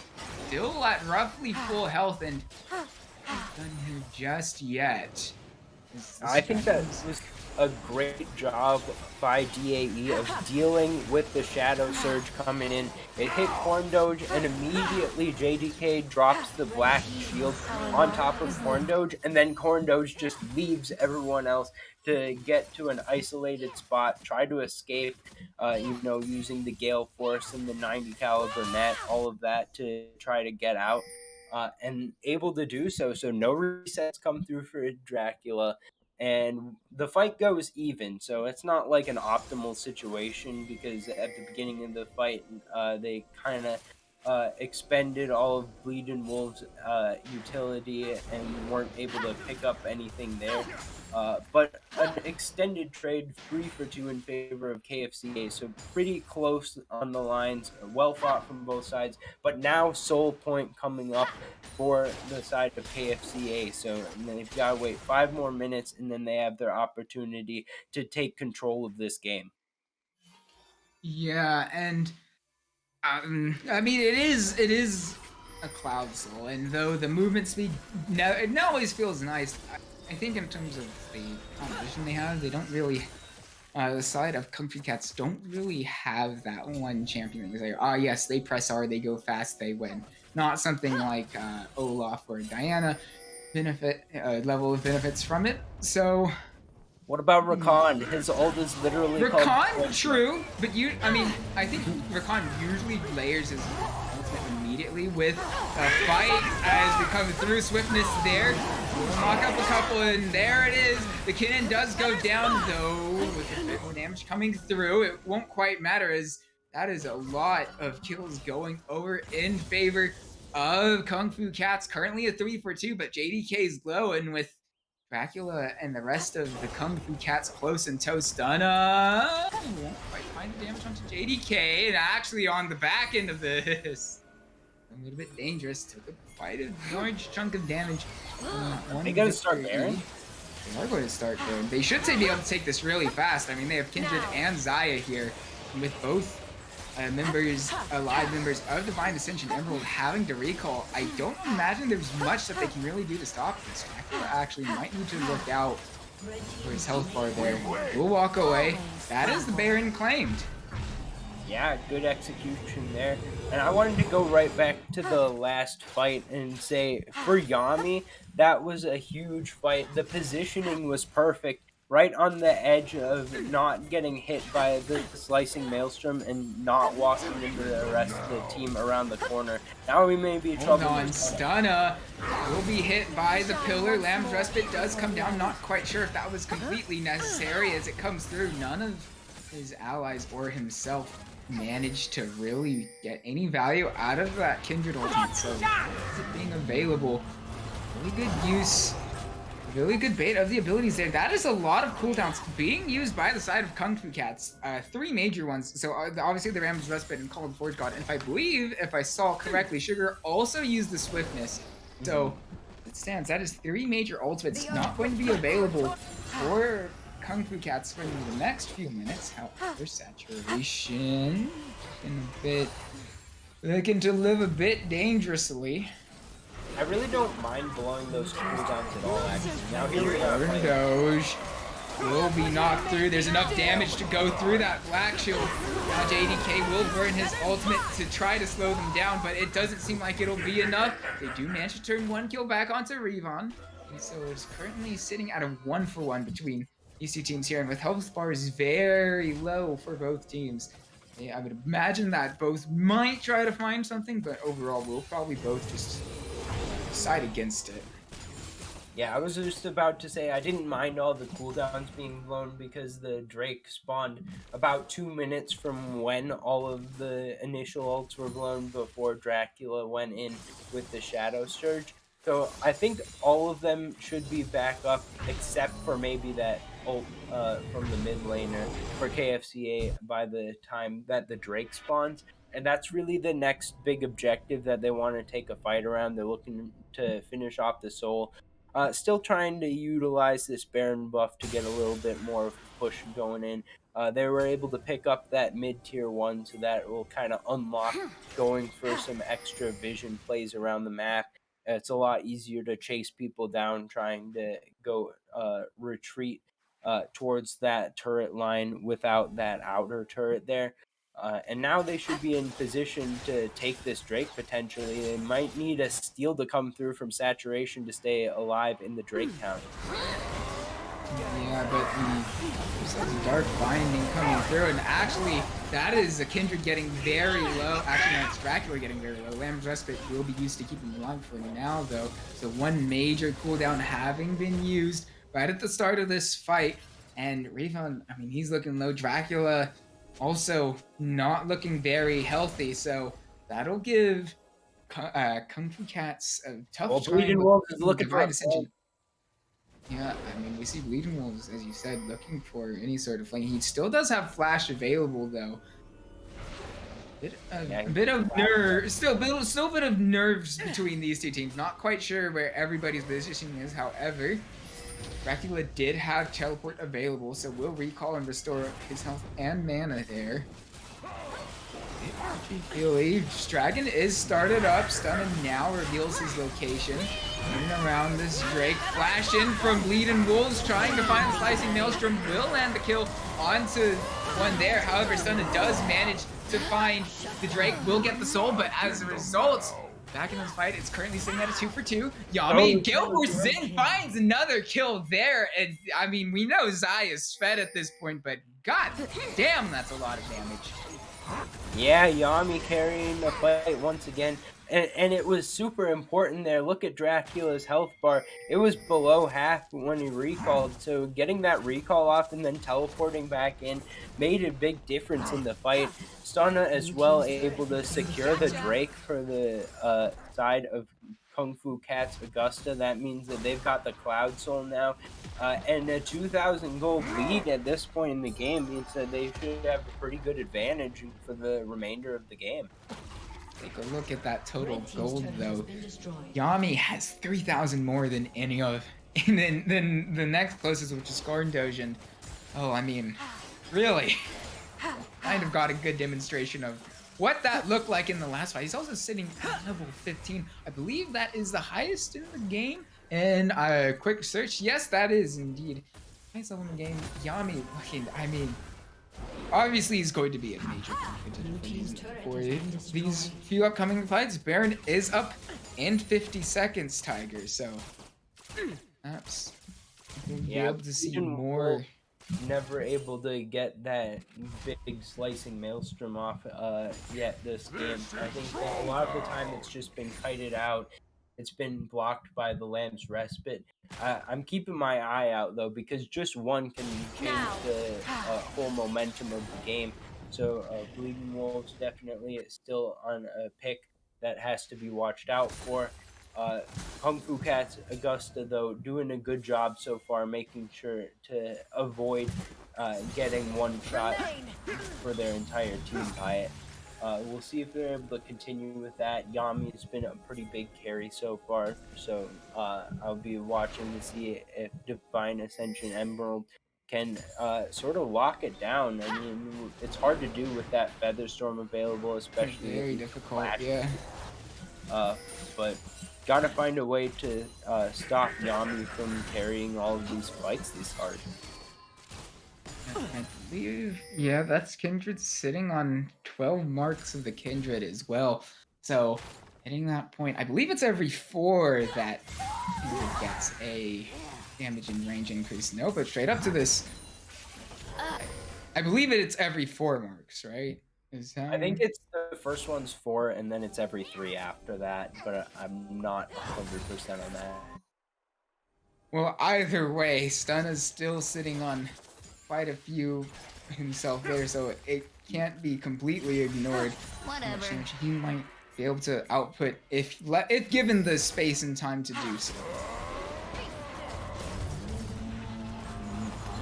We've got a snare coming through. Sugar knocked up by that binding. Revon will use a Call of the Forge God to prevent any further fight there, so one large cooldown used from the side of Kung Fu Cats, though really it's only the Baron that's currently available. Yeah, and I think that with this Cloud Soul, it's sort of a situation where you can kind of throw out the ultimate. I don't think that it's the ult CDR on the stats for it anymore. At one point it was, but still, the ults are on a short enough cooldown that right now it's Kung Fu Cats just feeling comfortable going for using them and just trying to find any pick that they can get potentially. Are Defiance Engine going to try to flip this? Hold on, wait a moment. Wait a second, we've actually got ourselves a fight coming through.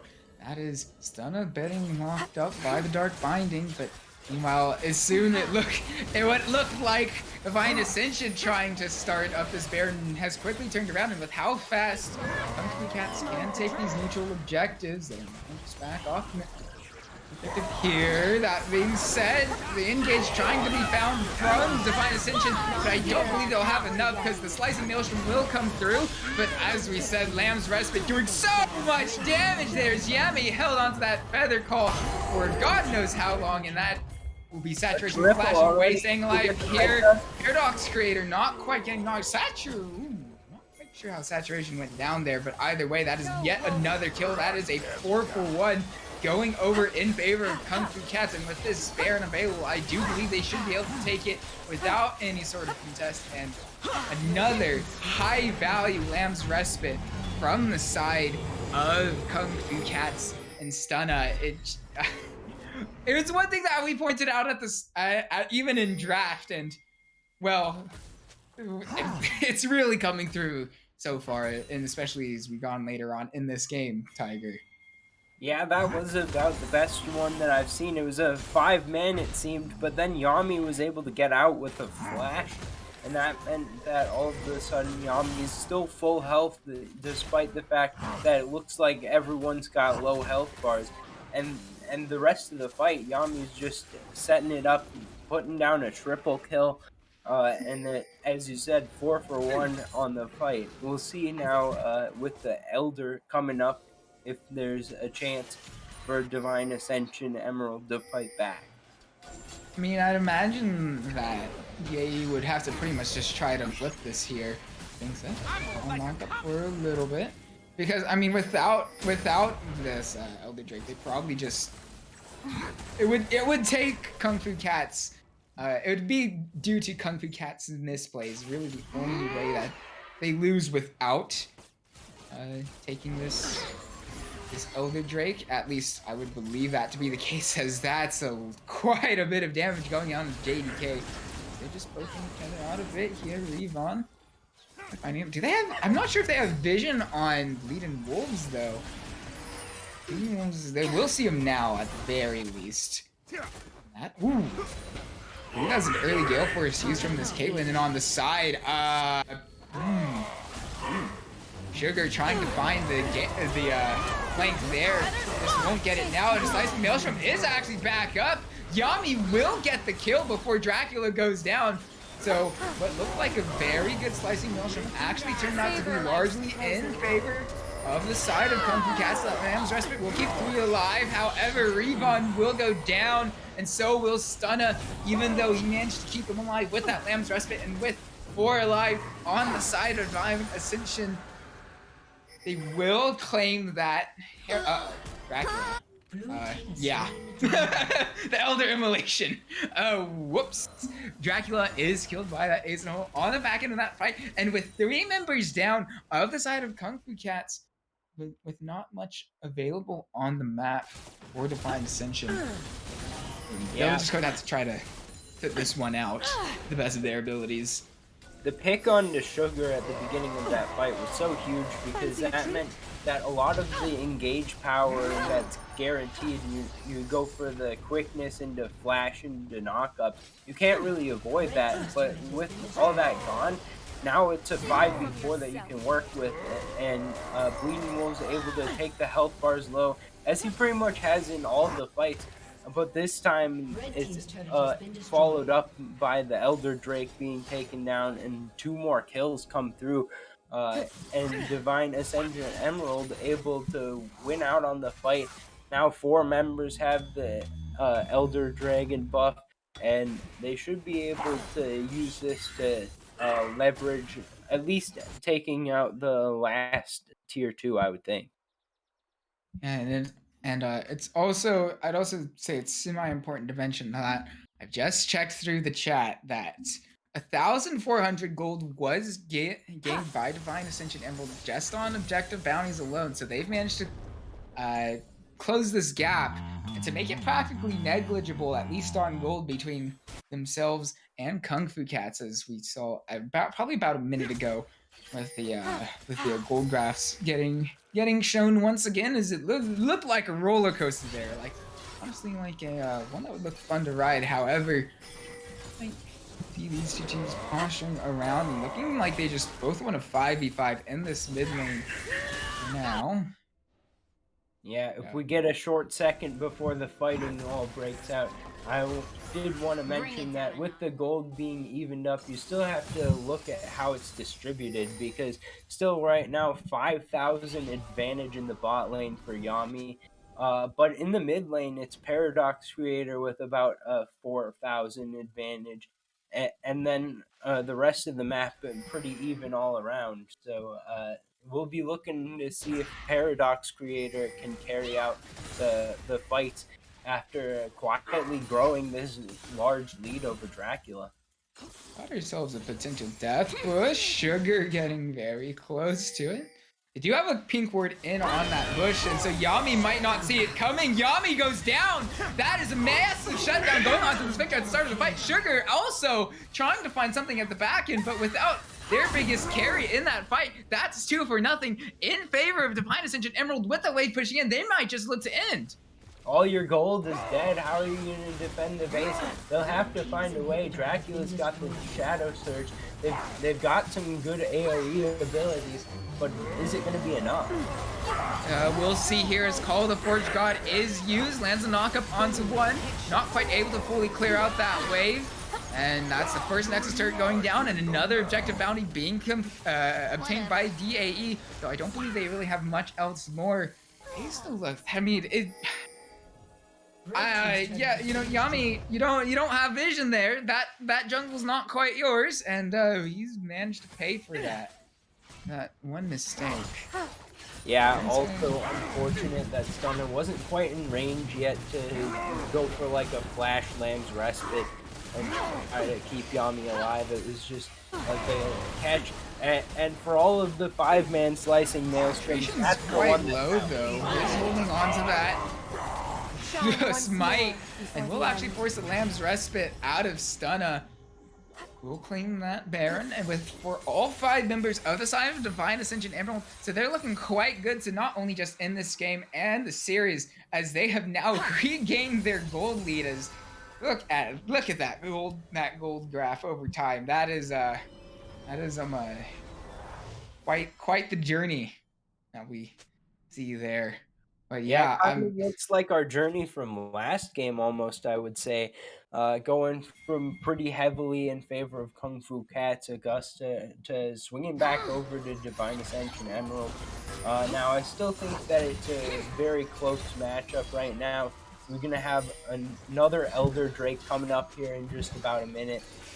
Should be an opportunity for Kung Fu Cats to get themselves in a situation where they're back in control. still have that Cloud Soul buff available. So have a little bit better than being down about 4,000.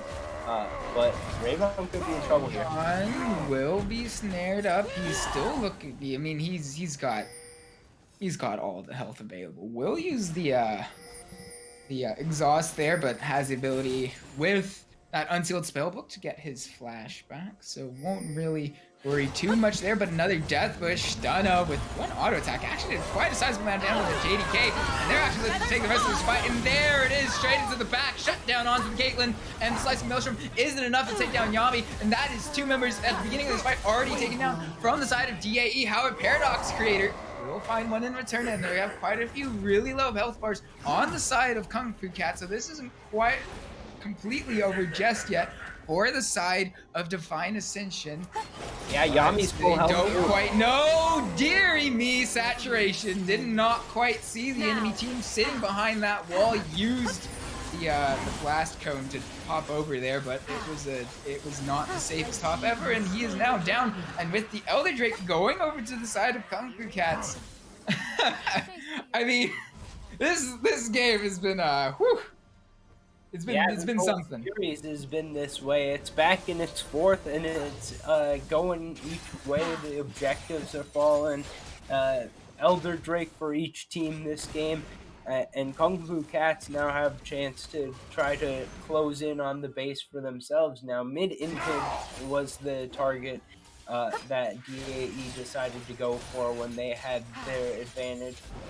They still have the inhib down, so they should be able to get a little bit of pressure back in the mid wave. Now all the members are back up, so it's 5-on-5 on the map. And we'll see if the side of Kung Fu Cats Augusta is able to push into the base, just how far they're able to get. They've got a lot of long range options here. Yami could shred through an entire team if he gets into range. But right now, both sides playing it out a little bit tentatively, just trying to pick up any standing gold on the map.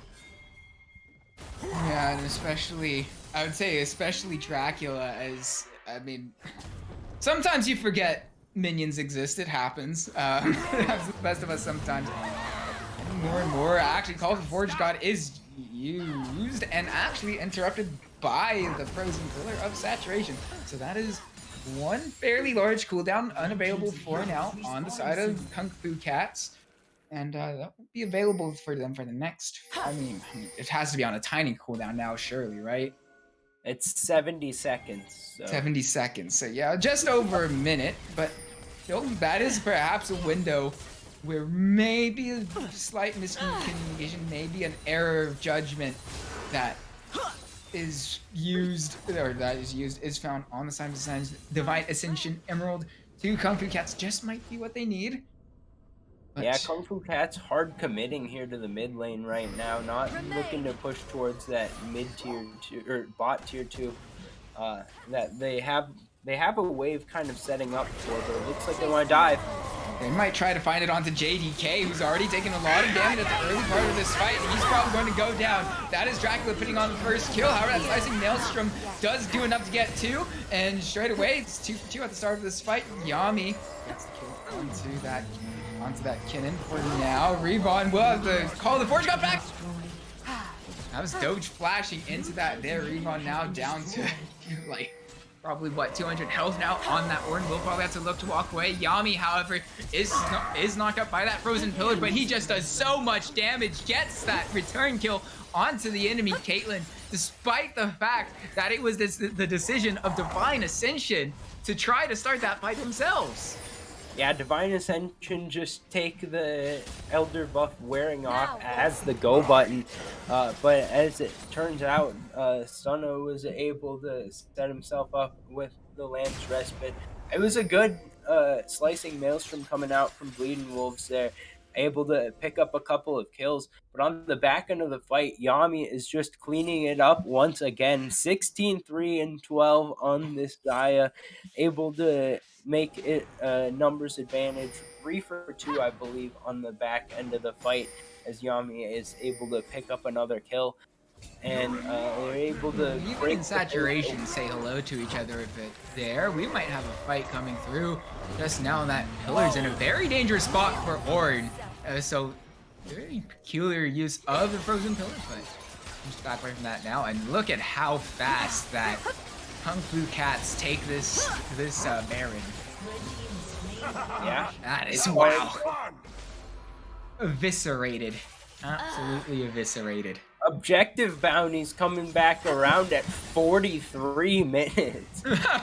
Well, look at you. All of a sudden, the gold has swung back in favor of Kung Fu Cats Augusta. They've got 2,000 gold lead. They've got the Cloud Soul. They're looking at going for this bot tier 2.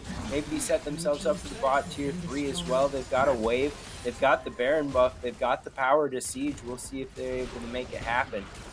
Yeah, and as you're saying about these changes in gold advantages, I think with that gold graph, geologists might be studying that in a few years' time with how many mountains and valleys there are in that one. But right now, looking to continue to siege out this bottom lane is the side of Kung Fu Cats, and now that they have the extra Baron buff, they probably won't have that wave put up on them within seconds of it arriving at these towers.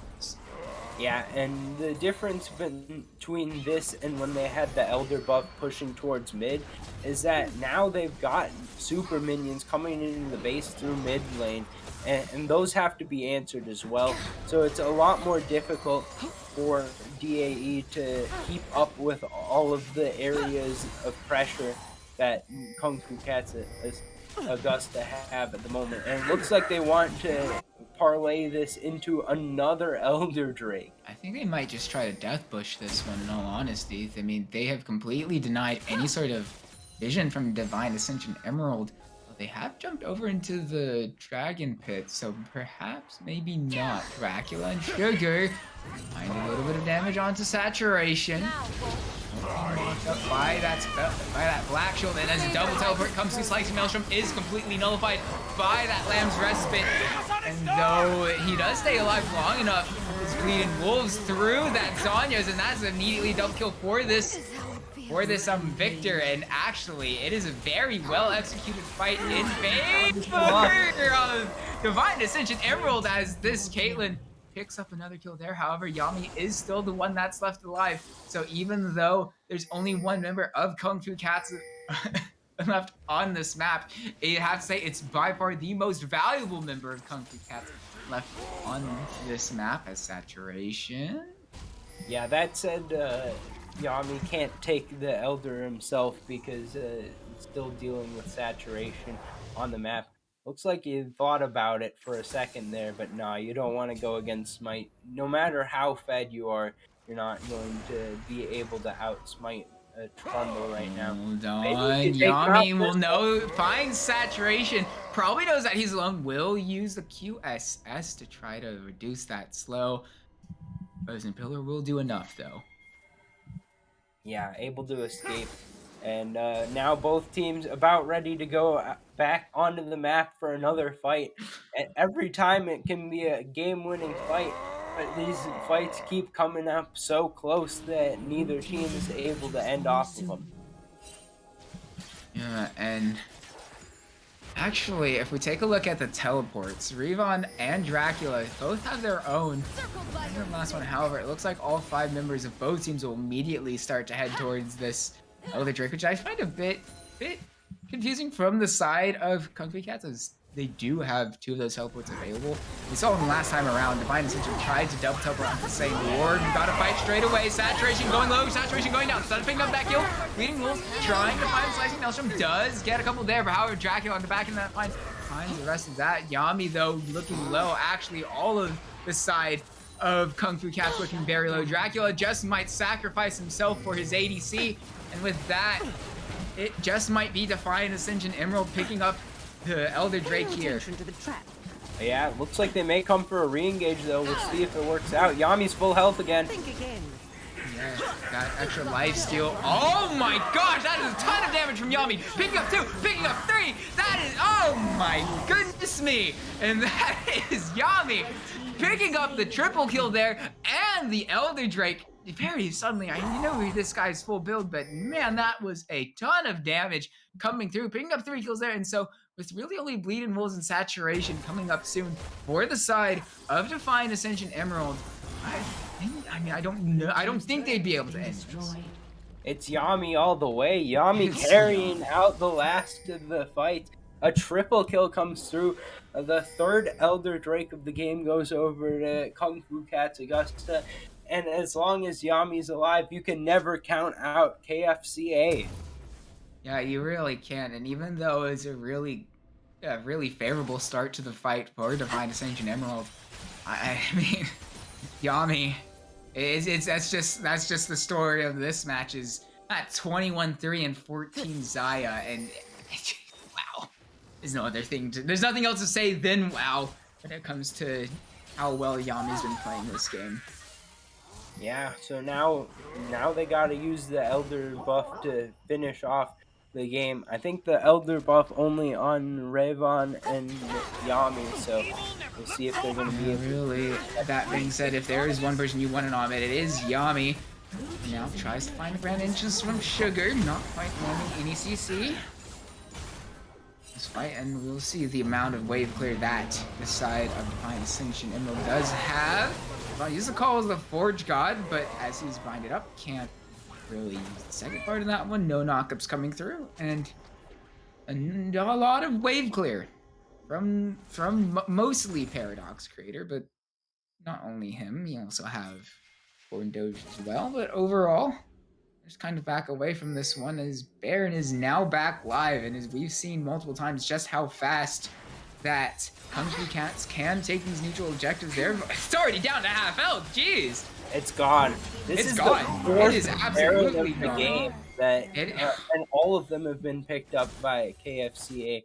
As a matter of fact, all neutral objectives except for the first Elder Drake this game have been picked up by KFCA, and yet we're still on almost level terms. I know, it really is incredible given those circumstances as Revon actually gets down to about half health, but about a few minutes remaining on this for this Elder buff, though it's still alive on the side of Kung Fu Cats. Looking for this last bit they can, but they're still not quite able to break fully into this base of Defiant Ascension Emerald, even with this Baron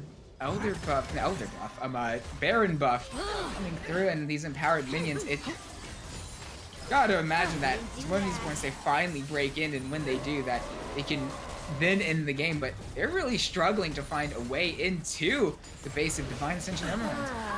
Yeah, they need to sync up the waves, but I don't know if they'll be able to do it. Oh my gosh, that Sugar going very low, down to about a fifth of his health remaining. And Revon does pass the friendship test with his support. Yeah, not too hard to tank that one up. He's a big beefy boy right now. But like I'm saying, they got to find a way to get the waves to all crash at the same time. It's hard to make an argument for someone not staying with the 5-man pack right now, because one pick and you might lose the entire game off of it. But at the same time, if you're not able to get the wave crashed into the towers, then you're not going to gain anything off of this Baron, anything more than you get for all the other Barons. So we'll see if they're going to be able to finally knock down another inhib tower here. They've got the Baron buff. They've got a mid wave that's pretty threatening. They still haven't brought in the top or bot wave though, so that's going to just get cleared out once again. And it's just a bunch of more gold being soaked. I mean, at this point, everyone's full build except for Bleeding Wolves. So I don't know how much the additional gold matters, but it's just everyone able to pick up more farm for their stat totals. Yeah, really, at this point, the gold difference is pretty much irrelevant. As Revon will have to hop away. But as you mentioned, these waves, they pretty much do have to be in sync, and with the bot wave being shoved all the way into that tier 2 tower, perhaps not the best wave management we'll ever see in any sort of game. However, Bleeding Wolves takes a lot of damage early on, and they're looking to take the rest of this fight Sugar does go low, and just do enough damage to force the enemies away. That is DA popped on to Stunna. So this fight not quite through. Sugar still alive. Slicing Maelstrom is completely countered by that Lamb's Respite. Though Caitlyn coming through, Corn Doge doing a lot of damage, but still hasn't quite found Yami. But he has now. That is the quadra kill going on for Caitlyn. And with that bot lane coming through, not quite enough to damage on the ace in the hole to find the pentakill. But that's 4 members down for over a minute on the side of Kung Fu Cats. And that just might be the series done and dusted off that fight right there. Yeah, Ravon able to survive, though, should be able to clear out this wave. And with the death timers at about 50 seconds for all 4 members versus 3 on the map that are alive and available for the side of DAE, I think it's going to be hard to defend, and Corndo just going to just push right in. We'll see if Ravon's got enough of the wave here to survive it out just a bit longer. But there's the wave coming in the bot lane. This could be it. Very well could be it, and with Elder Drake available and the lack of 2 inhibitors, Kung Fu Cats all of a sudden looking like they were in control with their really fed Xayah, all of a sudden looking like they're in dire straits for now. Corn Doge putting a bunch of damage into that Nexus Tower. Now they have an open Nexus with 3 members here. This just might be the series. There's Rivon going down, and they will take game 2 and the series in a very... I mean, have you seen? Wow. I don't know how else to describe what we've just witnessed, except for a 54-minute marathon. Yeah, 2 absolute units of games. Really, they've lasted an entirety of what I would expect from a 3-game series, but. Big props to Divine Ascension Emerald, able to come out the victors of both games after having their bases broken. But then Kung Fu Cats Augusta played a great series as well. Both of the games I was on the edge of my seat the entire time. And what more can you really ask from a series than that? Yeah, I had 2 games that nearly lasted an hour between each other, but I mean, I would have to take a look at the damage numbers myself just to see like what quite came through. I'd imagine obviously Yami on that Xayah really putting in a lot of work, but even towards the end of that game, we saw Corn Doge picking up that quadra kill to essentially win the game and series for Divine Ascension Emerald. And so look at that gold. Look at that gold difference over time graph. Like that is I don't know how else to I don't think there are quite words available enough to express how ridiculous this game has gone. And I mean, wow. I don't know what else there's to say at this point, really. And in terms of that, I mean, it really just speaks for itself. These charts that we have at the end here. Yeah, pretty much full builds across the board. I mean, you have your odd member from each team that has only 5 completed items, but really both sides gave themselves a lot of chances to win, and it didn't end up working out from Kung Fu Cats Augusta. But I'm going to be looking at them as one of the teams that hopefully should be in contention for the playoffs based on the level of play from both of these teams. I wouldn't be surprised if we see them both right in the mix. Yeah, especially if Kung Fu Cats can iron out their mid to late game, because they started out both games looking fairly all right, and it is week 1, and I believe you said was it Divine Ascension who had more time together than Kung Fu Cats, or if I remember correctly. Yeah, that's right. So Kung Fu Cats, even though, perhaps a few bit of miscommunications that early on there, they definitely showed a lot of promise, even though they were 2-0'd this series. But I believe that will conclude this broadcast, unless if I get word from the director that we have anything else coming up. And actually, I do get the confirmation that will be the series for tonight, and that's the broadcast. Tiger, it's been an honor having you being the color caster today, and I totally forgot the name of Wookie, our Wookie producer. I am so sorry. This is Wookie Monster.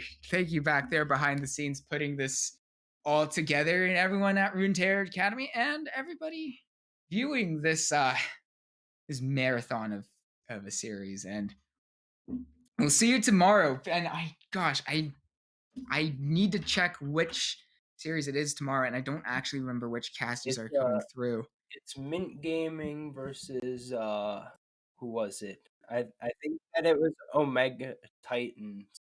But Yeah, Omega I for- Esports Titans and them coming up. So we'll see you tomorrow, same time, 8 p.m. Eastern, and we'll bring to you that. Then I believe it's the seniors who are playing.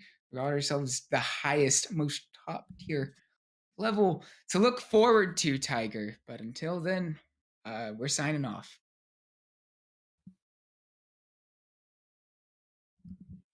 I mean,